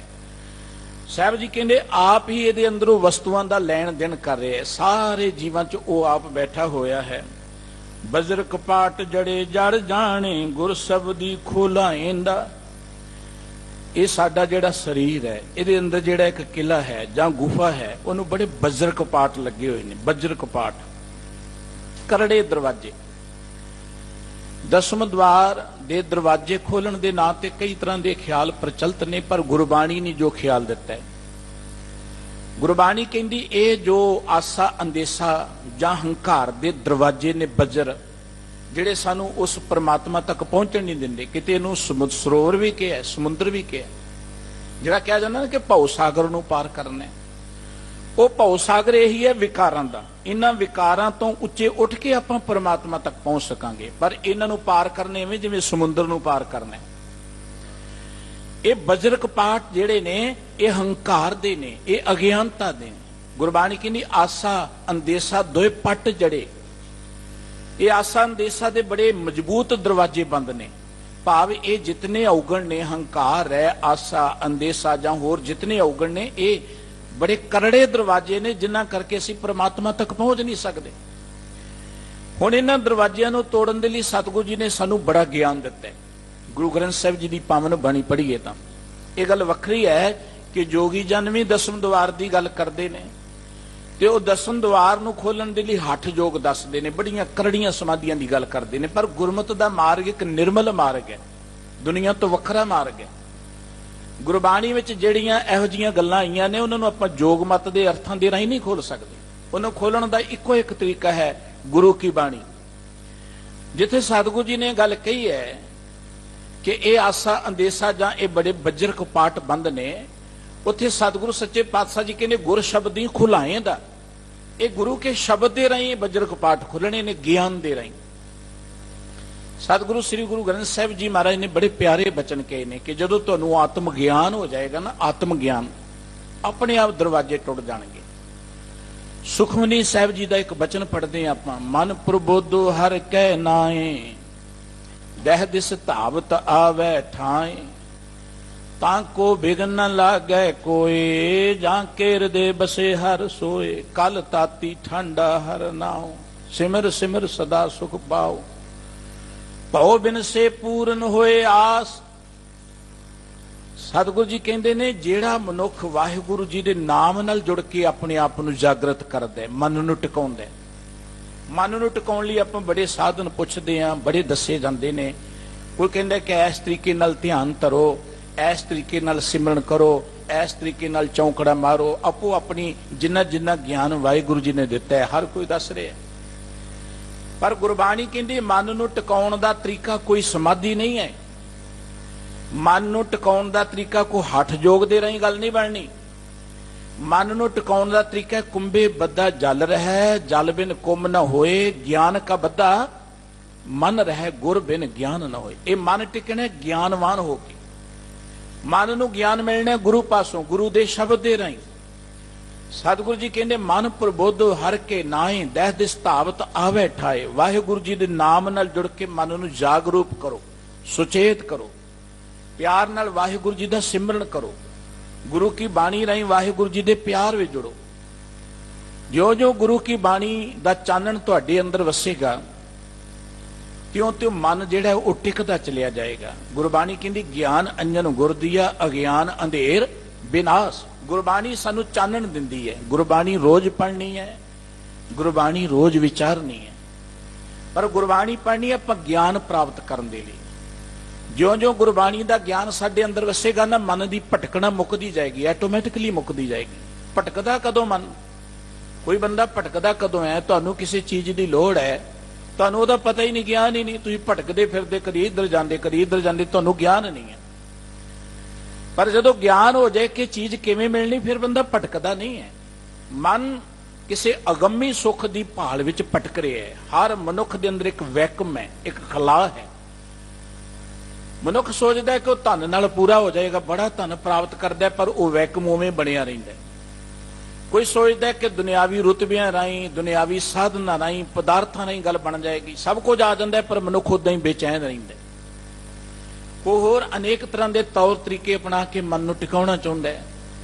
ਪਰ ਗੁਰਬਾਣੀ ਕਹਿੰਦੀ ਗੁਰੂ ਕੀ ਬਾਣੀ ਰਾਹੀਂ ਗਿਆਨਵਾਨ ਹੋ ਕੇ ਮਨ ਪ੍ਰਬੁੱਧ ਹਰ ਕੈ ਨਾਏ, ਦਹਿ ਦਿਸ ਧਾਵਤ ਆਵੇ ਠਾਏ। ਤਾਕੋ ਬਿਘ ਨ ਲਾਗੇ ਕੋਏ, ਜਾ ਕੇ ਹਿਰਦੇ ਬਸੇ ਹਰ ਸੋਏ। ਕਲ ਤਾਤੀ ਠੰਡਾ ਹਰ ਨਾਉ, ਸਿਮਰ ਸਿਮਰ ਸਦਾ ਸੁਖ ਪਾਓ। ਭਉ ਬਿਨ ਸੇ ਪੂਰਨ ਹੋਏ ਬਾਸ, ਭਗਤ ਭਾਏ ਆਤਮ ਪ੍ਰਗਾਸ। ਜਦੋਂ ਤੁਸੀਂ ਵਾਹਿਗੁਰੂ ਜੀ ਦੀ ਭਾਉ ਭਗਤੀ ਵਿੱਚ ਜੁੜ ਜਾਓਗੇ, ਭਾਉ ਭਗਤੀ ਦਾ ਅਰਥ ਪ੍ਰੇਮਾ ਭਗਤੀ। ਇੱਕ ਹੁੰਦੀ ਹੈ ਤਪੱਸਿਆ। ਤਪੱਸਿਆ ਵਿੱਚ ਤੇ ਪ੍ਰੇਮਾ ਭਗਤੀ 'ਚ ਬਹੁਤ ਫਰਕ ਹੈ। ਤਪਸਵੀ ਹੰਕਾਰੀ ਹੋ ਜਾਂਦੇ ਨੇ। ਤਪਸਵੀ ਜ਼ਿਆਦਾਤਰ ਤਪਸਵੀਆਂ ਦਾ ਇਤਿਹਾਸ ਪੜ੍ਹ ਲਓ, ਉਹ ਸਰਾਪ ਹੀ ਦੇਈ ਚਲੇ ਜਾਂਦੇ ਨੇ, ਕਦੀ ਕਿਸੇ ਨੂੰ ਵਰ ਦੇਈ ਜਾਂਦੇ ਨੇ। ਤਪਸਵੀਆਂ ਦਾ ਇਤਿਹਾਸ ਪੜ੍ਹ ਲਓ ਤੁਸੀਂ, ਬੜੇ ਤਪਸਵੀ ਹੋਏ ਨੇ ਹਿੰਦੁਸਤਾਨ ਦੀ ਧਰਤੀ ਤੇ। ਤਪਸਵੀ ਕੇਵਲ ਸਵਾਰਥ ਲਈ ਜਿਉਂਦਾ ਹੈ, ਲੇਕਿਨ ਪ੍ਰੇਮਾ ਭਗਤੀ ਤਪਸਵੀ ਤੋਂ ਬਹੁਤ ਉੱਚੀ ਹੈ। ਪ੍ਰੇਮਾ ਭਗਤੀ ਜਿਹੜੀ ਹੈ ਉਹ ਪਰਉਪਕਾਰ ਲਈ ਹੁੰਦੀ ਹੈ, ਆਪਣੇ ਲਈ ਨਹੀਂ ਕੇਵਲ ਹੁੰਦੀ, ਸਮੁੱਚੀ ਮਾਨਵਤਾ ਦੇ ਭਲੇ ਲਈ ਹੁੰਦੀ ਹੈ। ਗੁਰਮਤਿ ਨੇ ਸਾਨੂੰ ਪ੍ਰੇਮਾ ਭਗਤੀ ਦੀ ਦਾਤ ਦਿੱਤੀ, ਤਪੱਸਿਆ ਦੀ ਨਹੀਂ ਦਿੱਤੀ, ਹੱਠ ਦੀ ਨਹੀਂ ਕੀਤੀ ਕਿ ਇੰਨੇ ਵਾਰ ਆਹ ਪਾਠ ਕਰ ਲਓ ਤੁਹਾਨੂੰ ਆਹ ਮਿਲ ਜਾਏਗਾ। ਪ੍ਰੇਮਾ ਭਗਤੀ, ਪਿਆਰ ਨਾਲ ਬਾਣੀ ਪੜੋ, ਰੋਜ਼ ਬਾਣੀ ਪੜੋ, ਰੋਜ਼ ਵਾਹਿਗੁਰੂ ਜੀ ਦੇ ਪਿਆਰ ਜੁੜੋ। ਪਰ ਇਸ ਖਿਆਲ ਨਾਲ ਕਿ ਮੈਂ ਇੰਨਾ ਚਿਰ ਵਾਹਿਗੁਰੂ ਜੀ ਦੇ ਨਾਲ ਗੱਲਬਾਤ ਕਰਨੀ, ਵਾਹਿਗੁਰੂ ਜੀ ਦੇ ਪਿਆਰ 'ਚ ਜੁੜਨਾ। ਪਿਆਰ ਵਿੱਚ ਕੋਈ ਕੰਡੀਸ਼ਨ ਨਹੀਂ ਹੁੰਦੀ ਕਿ ਮਹਾਰਾਜ ਜੀ ਇਹ ਚੀਜ਼ ਦਿਓਗੇ ਤੇ ਇੰਨੇ ਦਿਨ ਜੁੜਾਂਗਾ, ਕੰਡੀਸ਼ਨ ਨਹੀਂ ਹੁੰਦੀ। ਪਿਆਰ ਵਿੱਚ ਕੋਈ ਸ਼ਰਤ ਨਹੀਂ ਹੁੰਦੀ ਕਿ ਇੰਨੇ ਪਾਠ ਕਰਾਂਗੇ ਤੇ ਇਹ ਚੀਜ਼ ਮਿਲਣੀ ਚਾਹੀਦੀ। ਪਿਆਰ ਤੇ ਜਿਹੜਾ ਅਣਗਿਣਤੀ ਹੈ, ਪਿਆਰ ਵਿੱਚ ਕੋਈ ਲੇਖਾ ਜੋਖਾ ਨਹੀਂ ਹੈ। ਜਿੱਥੇ ਲੇਖਾ ਜੋਖਾ ਹੈ ਉੱਥੇ ਪਿਆਰ ਨਹੀਂ ਹੈ। ਬਾਬਾ ਫਰੀਦ ਸਾਹਿਬ ਜੀ ਨੇ ਇੱਕ ਗੱਲ ਕੀ, ਫਰੀਦਾ ਜਾਨ ਲੱਭ ਤਾਂ ਨੇਹੋ ਕਿਹਾ, ਲੱਭ ਤਾਂ ਕੂੜਾ ਨੇਹੋ। ਜੇ ਲੋਭ ਲੈ ਕੇ ਰੱਬ ਨੂੰ ਯਾਦ ਕਰਨਾ ਹੈ, ਜੇ ਆਪਾਂ ਕੋ ਸਵਾਰਥ ਕਰਕੇ ਰੱਬ ਨੂੰ ਯਾਦ ਕਰਨਾ, ਤੈਨੂੰ ਪਿਆਰ ਨਹੀਂ ਗਿਣਿਆ ਜਾਵਾਂਗੇ। ਜੀ ਸਦਕੇ ਕਰੋ, ਕਰਦੇ ਨੇ ਬਹੁਤ ਲੋਕ, ਕਰਨਾ ਚਾਹੀਦਾ। ਪਰ ਜਿੱਥੇ ਪਿਆਰ ਹੋਏਗਾ ਨਾ ਉੱਥੇ ਕੋਈ ਕੰਡੀਸ਼ਨ ਨਹੀਂ ਹੋਏਗੀ। ਅਨਕੰਡੀਸ਼ਨਲ ਹੁੰਦਾ ਪਿਆਰ ਜਿਹੜਾ, ਕਿ ਆਪਾਂ ਵਾਹਿਗੁਰੂ ਜੀ ਦੇ ਨਾਲ ਪਿਆਰ ਕਰਨਾ। ਬਸ ਸਾਡਾ ਪਿਆਰ ਜਿਹੜਾ ਹੈ, ਤੁਸੀਂ ਉਹਦੇ ਨਾਲ ਪਿਆਰ ਕਰੋਗੇ। ਪ੍ਰਮਾਤਮਾ ਤੇ ਪਹਿਲਾਂ ਹੀ ਪਿਆਰ ਦਾ ਭੁੱਖ ਹੈ। ਗੁਰਬਾਣੀ ਕਹਿੰਦੀ ਜਿਨ ਪ੍ਰੇਮ ਕੀਓ ਤਿਨਹੀ ਪ੍ਰਭ ਪਾਇਓ। ਪਰਮਾਤਮਾ ਨੂੰ ਗਿਣਤੀਆਂ ਨਾਲ ਨਹੀਂ ਲੱਭਿਆ ਜਾਣਾ, ਪਰਮਾਤਮਾ ਨੂੰ ਤਪ ਨਾਲ ਨਹੀਂ ਲੱਭਿਆ ਜਾਣਾ, ਪਰਮਾਤਮਾ ਨੂੰ ਹੱਠ ਨਾਲ ਨਹੀਂ ਲੱਭਿਆ ਜਾਣਾ। ਗੁਰਬਾਣੀ ਕਹਿੰਦੀ ਨਾ ਤੂੰ ਆਵੇਂ ਵਸ ਬਹੁਤ ਘਿਣਾਵਣੇ, ਨਾ ਤੂੰ ਆਵੇਂ ਵਸ ਵੇਦ ਪੜਾਵਣੇ, ਨਾ ਤੂੰ ਆਵੇਂ ਵਸ ਤੀਰਥ ਧਾਇਐ, ਨਾ ਤੂੰ ਆਵੇਂ ਵਸ ਤੀਰਥ ਨਹਾਇਐ, ਨਾ ਤੂੰ ਆਵੇਂ ਵਸ ਧਰਤੀ ਧਾਇਐ। ਸਭ ਕੋ ਤੇਰੇ ਵਸ ਅਗੰਮ ਅਗੋਚਰਾ, ਤੂੰ ਭਗਤਾਂ ਕਹਿ ਵਸ। ਭਗਤਾਂ ਦੇ ਵਸ ਤਾਂ ਕਿ ਭਗਤਾਂ ਨੇ ਕੇਵਲ ਪਿਆਰ ਕੀਤਾ ਹੈ ਪ੍ਰਮਾਤਮਾ ਨਾਲ। ਸਤਿਗੁਰੂ ਜੀ ਕਹਿੰਦੇ ਪ੍ਰਮਾਤਮਾ ਨੂੰ ਪਿਆਰ ਨਾਲ ਯਾਦ ਕਰੋਗੇ, ਤੁਹਾਡੇ ਅੰਦਰ ਆਤਮ ਪ੍ਰਗਾਸ਼ ਹੋ ਜਾਏਗਾ, ਆਤਮ ਗਿਆਨ ਹੋ ਜਾਏਗਾ। ਭਾਵ ਤੁਹਾਡਾ ਉਹ ਜਿਹਨੂੰ ਕਹਿੰਦੇ ਨਾ 10ਵਾਂ ਦਰਵਾਜ਼ਾ ਗਿਆਨ ਦਾ, ਉਹ ਖੁੱਲ ਜਾਏਗਾ। ਜੇ ਪਿਆਰ ਨਾਲ ਉਹਨੂੰ ਯਾਦ ਕਰੋਗੇ, ਭਗਤ ਭਾਏ ਆਤਮ ਪ੍ਰਗਾਸ਼। ਆਤਮ ਪ੍ਰਗਾਸ਼ ਨੂੰ ਹੀ 10ਵਾਂ ਦੁਆਰ ਖੁੱਲਣ ਦੀ ਗੱਲ ਕਹਿੰਦੇ ਨੇ, ਆਤਮ ਪ੍ਰਗਾਸ਼। ਸਤਿਗੁਰੂ ਜੀ ਕਹਿੰਦੇ ਸਰੀਰ ਦੇ ਅੰਦਰ ਪ੍ਰਮਾਤਮਾ ਹੈ, ਪਰ ਬੜੇ ਬਜਰ ਕਪਾਟ ਜੜੇ ਨੇ। ਉਹ ਬਜਰ ਕਪਾਟ ਖੋਲਣ ਦਾ ਤਰੀਕਾ ਕੀ ਹੈ? ਗੁਰ ਸ਼ਬਦ ਹੀ ਖੋਲਾਏ ਦਾ। ਉਹ ਗੁਰੂ ਦੇ ਸ਼ਬਦ ਰਾਹੀਂ ਕਪਾਟ ਖੋਲਣੇ ਨੇ, ਕਿਤੇ ਹੱਠ ਕੀਤਿਆਂ ਨਹੀਂ ਖੋਲਣੇ ਕਿ ਇੰਨੇ ਦਿਨ ਭੋਰੇ 'ਚ ਬੈਠ ਜਾਓ, ਇੰਨੇ ਦਿਨ ਤਪ ਕਰ ਲਓ ਫਿਰ ਖੋਲਣਗੇ। ਗੁਰੂ ਕੇ ਸ਼ਬਦ ਦੇ ਰਾਹੀਂ। ਭੀਤਰ ਕੋਟ ਗੁਫਾ ਕਰ ਜਾਈ। ਸਾਡੇ ਸਰੀਰ ਅੰਦਰ ਕਿਲਾ ਹੈ, ਕਿਲੇ ਦੇ ਅੰਦਰ ਇੱਕ ਗੁਫਾ ਹੈ। ਨੌ ਕਰ ਥਾਪੇ ਹੁਕਮ ਰਹਾ ਰਜਾਈ। ਵਾਹਿਗੁਰੂ ਜੀ ਨੇ ਆਪਣੇ ਹੁਕਮ ਸਾਡੇ 9 ਦਰਵਾਜ਼ੇ ਵੀ ਬਣਾਏ ਨੇ। 9 ਦਰਵਾਜ਼ੇ ਪ੍ਰਗਟ ਕੀਏ, 10ਵਾਂ ਗੁਪਤ ਰਖਾਇਆ। ਉਹਦੇ ਹੁਕਮ 'ਚ 9 ਦਰਵਾਜ਼ੇ ਬਣੇ ਨੇ। ਅੰਦਰੇ ਅੰਦਰ ਇੱਕ ਗੁਫਾ ਬਣੀ ਹੈ। 10ਵੇਂ ਪੁਰਖ ਅਲੇਖ ਅਪਾਈ ਅਪਾਰੀ ਆਪੇ ਅਲਖ ਲਖਾਏਂਦਾ। ਸਤਿਗੁਰੂ ਸੱਚੇ ਪਾਤਸ਼ਾਹ ਜੀ ਕਹਿੰਦੇ ਕਿ 10ਵੇਂ ਪੁਰਖ ਅਲੇਖ ਅਪਾਰੀ। ਉਹ 10ਵੇਂ ਦਰਵਾਜ਼ਾ ਜਿਹਨੂੰ ਆਪਾਂ ਕਹਿੰਦੇ ਆ, ਉੱਥੇ ਉਹ ਪਰਮ ਪਿਤਾ ਪਰਮਾਤਮਾ ਜਿਹੜਾ ਅਲੇਖ ਹੈ, ਜਿਹੜਾ ਅਪਰ ਅਪਾਰ ਹੈ, ਜਿਹੜਾ ਵਿਆਪਕ ਹੈ, ਉਹ ਸਾਰੇ ਪਰਮਾਤਮਾ ਉੱਥੇ ਬੈਠਾ ਹੋਇਆ। ਪਰ ਆਪੇ ਅਲਖ ਲਖਾਏਂਦਾ। ਵਾਹਿਗੁਰੂ ਜੀ ਨੂੰ ਆਪਣੀ ਯਤਨ ਨਾਲ ਨਹੀਂ ਅਸੀਂ ਜਾਣ ਸਕਦੇ। ਉਹ ਆਪੇ ਤੁਹਾਨੂੰ ਇਹ ਸੋਝੀ ਦੇਵੇਗਾ, ਆਪੇ ਤੁਹਾਨੂੰ ਇਹ ਗਿਆਨ ਦੇਵੇਗਾ। ਪੌਣ ਪਾਣੀ ਅਗਨੀ ਇੱਕ ਵਾਸਾ। ਸਤਿਗੁਰੂ ਜੀ ਕਹਿੰਦੇ ਦੇਖੋ ਵਾਹਿਗੁਰੂ ਜੀ ਨੇ ਕਿਵੇਂ ਸਾਡੇ ਸਰੀਰ ਦੀ ਰਚਨਾ ਕੀਤੀ। ਪੌਣ ਹਵਾ, ਪਾਣੀ, ਅਗਨੀ, ਇਹਨਾਂ ਸਾਰਿਆਂ ਨੂੰ ਇੱਕ ਥਾਂ ਤੇ ਇਕੱਠਿਆਂ ਕਰ ਦਿੱਤਾ। ਇੱਕੋ ਸਰੀਰ ਦੇ ਵਿੱਚ ਅੱਗ ਵੀ ਹੈ, ਹਵਾ ਵੀ ਹੈ, ਪਾਣੀ ਵੀ ਹੈ। ਆਪੇ ਕੀਤੋ ਖੇਲ ਤਮਾਸ਼ਾ। ਇਹ ਤਮਾਸ਼ਾ, ਇਹ ਚੋਜ ਪ੍ਰਮਾਤਮਾ ਨੇ ਆਪ ਹੀ ਬਣਾਇਆ ਹੋਇਆ, ਆਪ ਹੀ ਇਹਦੇ ਅੰਦਰ ਬੈਠਾ ਹੋਇਆ। ਬਲਦੀ ਜਲ ਨਿਵਰੈ ਕਿਰਪਾ ਤੇ ਆਪੇ ਜਲ ਨਿਧ ਪਾਏਂਦਾ। ਸਾਡੇ ਅੰਦਰ ਜਿਹੜੀ ਅੱਗ ਬਲ ਰਹੀ ਹੈ ਨਾ, ਉਹ ਵਾਹਿਗੁਰੂ ਜੀ ਦੀ ਮਿਹਰ ਦੇ ਨਾਲ ਬੁਝਣੀ ਹੈ। ਸਾਹਿਬ ਜੀ ਕਹਿੰਦੇ ਨੇ ਉਹ ਆਪੇ ਹੀ ਵਾਹਿਗੁਰੂ ਜੀ ਨੇ ਅੱਗ ਸਾਡੇ ਸਰੀਰ ਅੰਦਰ ਪਾਈ। ਜਲ ਨਿਧ ਕਹਿੰਦੇ ਨੇ ਸਮੁੰਦਰ ਨੂੰ। ਸਮੁੰਦਰ ਵਿੱਚ ਜਿਵੇਂ ਅੱਗ ਹੁੰਦੀ ਹੈ, ਸਾਡੇ ਸਰੀਰ ਵਿੱਚ ਵੀ ਅੱਗ ਰੱਖੀ ਹੋਈ ਹੈ, ਪਰ ਉਹ ਅੱਗ ਜਿਹੜੀ ਹੈ ਉਹਦੀ ਕਿਰਪਾ ਨਾਲ ਸ਼ਾਂਤ ਹੋਣੀ ਹੈ। ਉਹ ਅੱਗ ਕਿਸੇ ਬਾਹਰਲੇ ਸਾਧਨ ਨਾਲ ਨਹੀਂ ਸ਼ਾਂਤ ਨਹੀਂ ਹੋਣੀ। ਉਹ ਅੱਗ ਉਹਦੀ ਕਿਰਪਾ ਸਦਕਾ, ਕਿਰਪਾ ਦੇ ਜਲ ਰਾਹੀਂ ਸ਼ਾਂਤ ਹੋਣੀ ਹੈ। ਗੁਰਦੇਵ ਕਹਿੰਦੇ ਧਰਤ ਪਾਏ ਧਰੀ ਧਰਮਸ਼ਾਲਾ। ਪਰਮਾਤਮਾ ਨੇ ਧਰਤੀ ਬਣਾਈ ਹੈ ਤੇ ਧਰਤੀ ਇੱਕ ਧਰਮਸ਼ਾਲ ਹੈ। ਧਰਮਸ਼ਾਲ ਹੁੰਦੀ ਜਿੱਥੇ ਧਰਮ ਕਮਾਉਣਾ ਹੋਏ, ਧਰਮ ਸਿੱਖਣਾ ਹੋਏ। ਗੁਰਦੁਆਰੇ ਨੂੰ ਪਹਿਲਾਂ ਧਰਮਸ਼ਾਲ ਕਿਹਾ ਜਾਂਦਾ ਸੀ। ਜਨਮ ਸਾਖੀ ਪੜ੍ਹੀਏ, ਪੁਰਾਤਨ ਸਾਖੀਆਂ ਪੜ੍ਹੀਏ, ਉੱਥੇ ਧਰਮਸ਼ਾਲ ਦਾ ਜ਼ਿਕਰ ਹੈ। ਘਰ ਘਰ ਅੰਦਰ ਧਰਮਸ਼ਾਲ।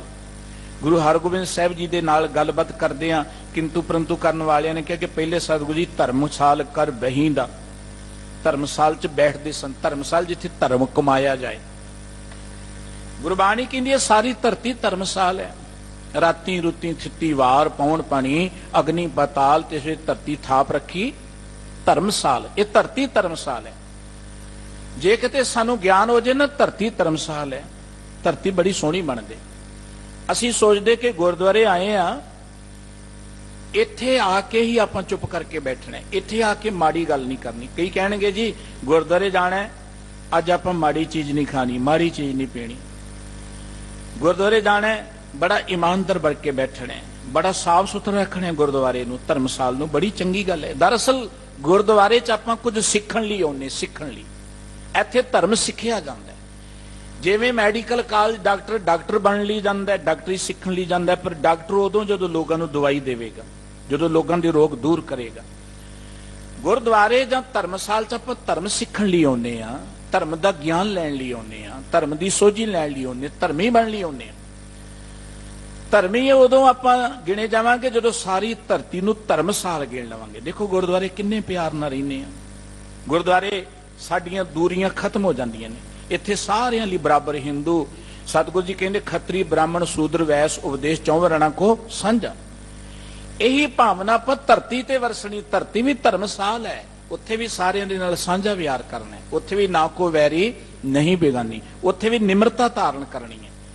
ਜਦੋਂ ਆਪਾਂ ਸਮਾਜ ਵਿੱਚ ਵਿਚਰਦੇ ਹਾਂ, ਜਦੋਂ ਧਰਤੀ ਤੇ ਵਿਚਰਦੇ ਹਾਂ, ਇਹੀ ਭਾਵਨਾ ਜੋ ਗੁਰੂ ਘਰ ਚ ਆ ਕੇ ਬਣੀ ਵਰਤਣ ਲੱਗ ਪਵਾਂਗੇ, ਧਰਤੀ ਧਰਮਸ਼ਾਲ ਆਪੇ ਲੱਗਣ ਲੱਗ ਪਏਗੀ ਸਾਨੂੰ।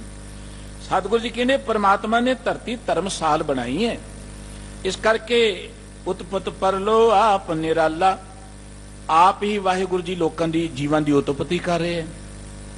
ਪਰਲੋ ਦਾ ਅਰਥ ਹੈ ਕਿ ਇਹਨਾਂ ਨੂੰ ਫਿਰ ਲੈ ਕਰ ਰਹੇ ਹੈ। ਜੀਵ ਪੈਦਾ ਹੋ ਰਹੇ ਨੇ, ਜੀਵ ਜਾ ਰਹੇ ਨੇ, ਪਰ ਵਾਹਿਗੁਰੂ ਜੀ ਆਪ ਨਿਰਾਲਮ ਇਹਨਾਂ ਤੋਂ, ਇਹਨਾਂ ਦੇ ਆਉਣ ਜਾਣ ਤੋਂ ਮੁਕਤ ਹੈ। ਪਰਮਾਤਮਾ ਜੰਮਣ ਮਰਨ ਦੇ ਗੇੜ 'ਚ ਨਹੀਂ ਰਹਿੰਦਾ, ਜੀਵਾਂ 'ਚ ਹੀ ਹੈ, ਰਹਿੰਦਾ ਸੰਸਾਰ 'ਚ ਹੀ ਹੈ। ਪਰਮਾਤਮਾ ਦੁਨੀਆ ਤੋਂ ਕਿਤੇ ਵੱਖਰਾ ਨਹੀਂ ਹੈ। ਘਟ ਘਟ ਮੈਂ ਹਰ ਜੂ ਬਸੈ, ਸੰਤਨ ਕਹਿਓ ਪੁਕਾਰ। ਰੱਬ ਦੇ ਪਿਆਰਿਆਂ ਨੇ ਕਿਹਾ ਕਿ ਪ੍ਰਮਾਤਮਾ ਹਰ ਹਿਰਦੇ 'ਚ ਵਸਦਾ ਹੈ, ਹਰ ਘਟ ਵਿੱਚ ਵਸਦਾ ਹੈ। ਗੁਰਦੇਵ ਕਹਿੰਦੇ ਨੇ ਕਿ ਪ੍ਰਮਾਤਮਾ ਨੇ ਆਪ ਹੀ ਇਹ ਧਰਤੀ ਬਣਾਈ ਹੈ, ਧਰਮਸਾਲ ਬਣਾਈ ਹੈ, ਤੇ ਆਪ ਜੀਵਾਂ ਨੂੰ ਪੈਦਾ ਕਰ ਰਿਹਾ, ਆਪ ਖਤਮ ਕਰ ਰਿਹਾ। ਪਵਣੇ ਖੇਲ ਕੀਆ ਸਭ ਥਾਈ, ਕਲਾ ਖਿੰਚ ਟਹਾਏਂਦਾ। ਪਵਨ ਮੈਨਾ ਸਵਾਸ, ਇਹ ਸਾਰਾ ਸਵਾਸਾਂ ਦਾ ਖੇਡ ਹੈ। ਜਿੰਨਾ ਚਿਰ ਸਵਾਸ ਚੱਲਦੇ ਨੇ ਸਾਡੀ ਜ਼ਿੰਦਗੀ ਚੱਲਦੀ। ਇਹ ਪਾਉਣ ਦੀ ਖੇਡ ਹੈ।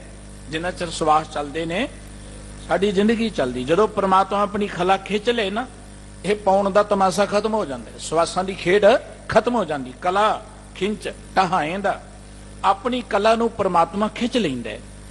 ਇਹ ਜਿਹੜਾ ਤਮਾਸ਼ਾ ਹੈ ਨਾ, ਖਤਮ ਹੋ ਜਾਂਦਾ ਹੈ। ਇਹ ਦਰਅਸਲ ਵਾਹਿਗੁਰੂ ਜੀ ਨੇ ਸਵਾਸਾਂ ਤੇ ਹੀ ਤਮਾਸ਼ਾ ਰਚਿਆ ਹੋਇਆ ਹੈ। ਭਾਰ 18 ਹੈ ਮਾਲਣ ਤੇਰੀ।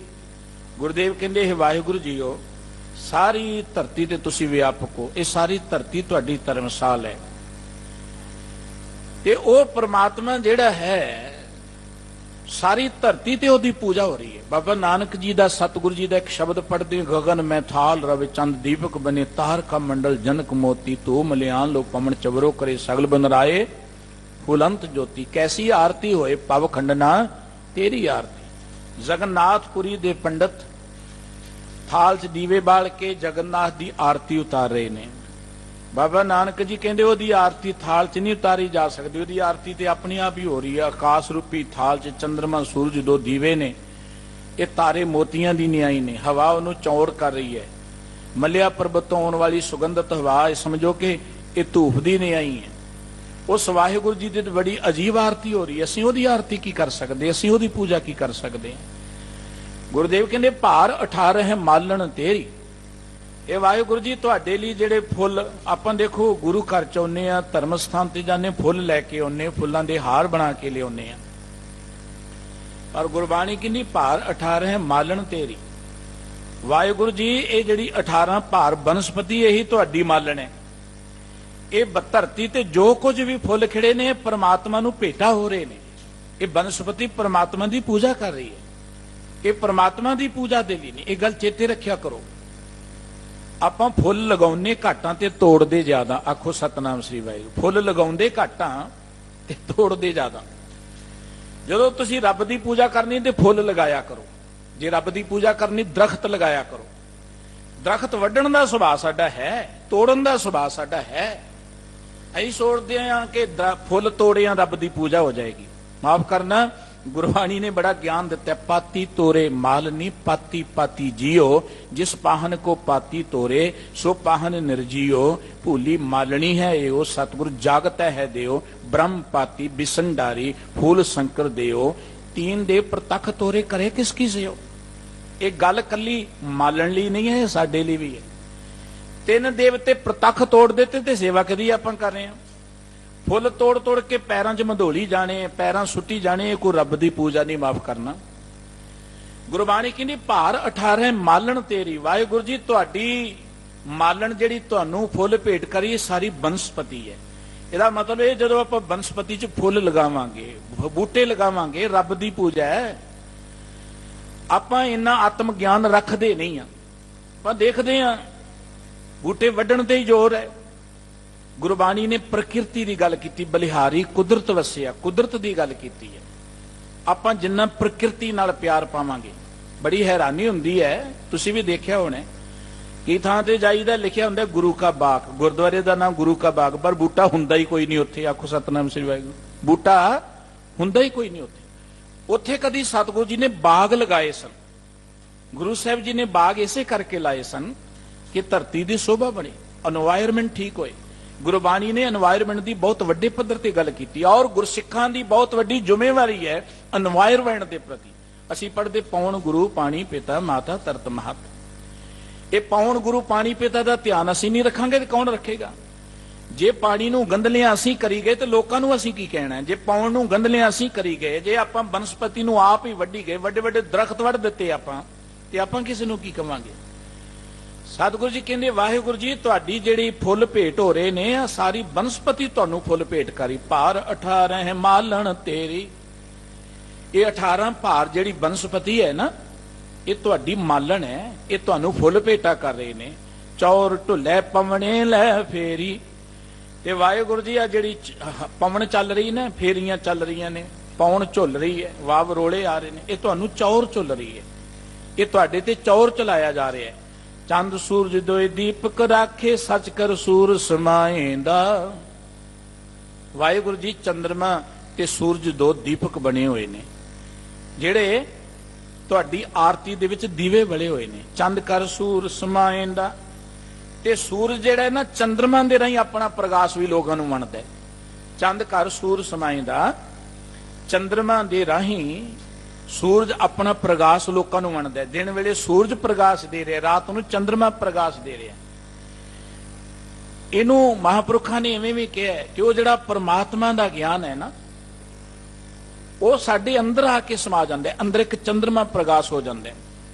ਪੰਖੀ ਪੰਚ ਉਡਰ ਨਹੀਂ ਧਾਵਹਿ, ਸਫਲਿਓ ਬਿਰਖ ਅੰਮ੍ਰਿਤ ਫਲ ਪਾਵਹਿ, ਗੁਰਮੁਖ ਸਹਿਜ ਰਵੇ ਗੁਣ ਗਾਵੇ, ਹਰ ਰਸ ਚੋਗ ਚੁਗਾਏਂਦਾ।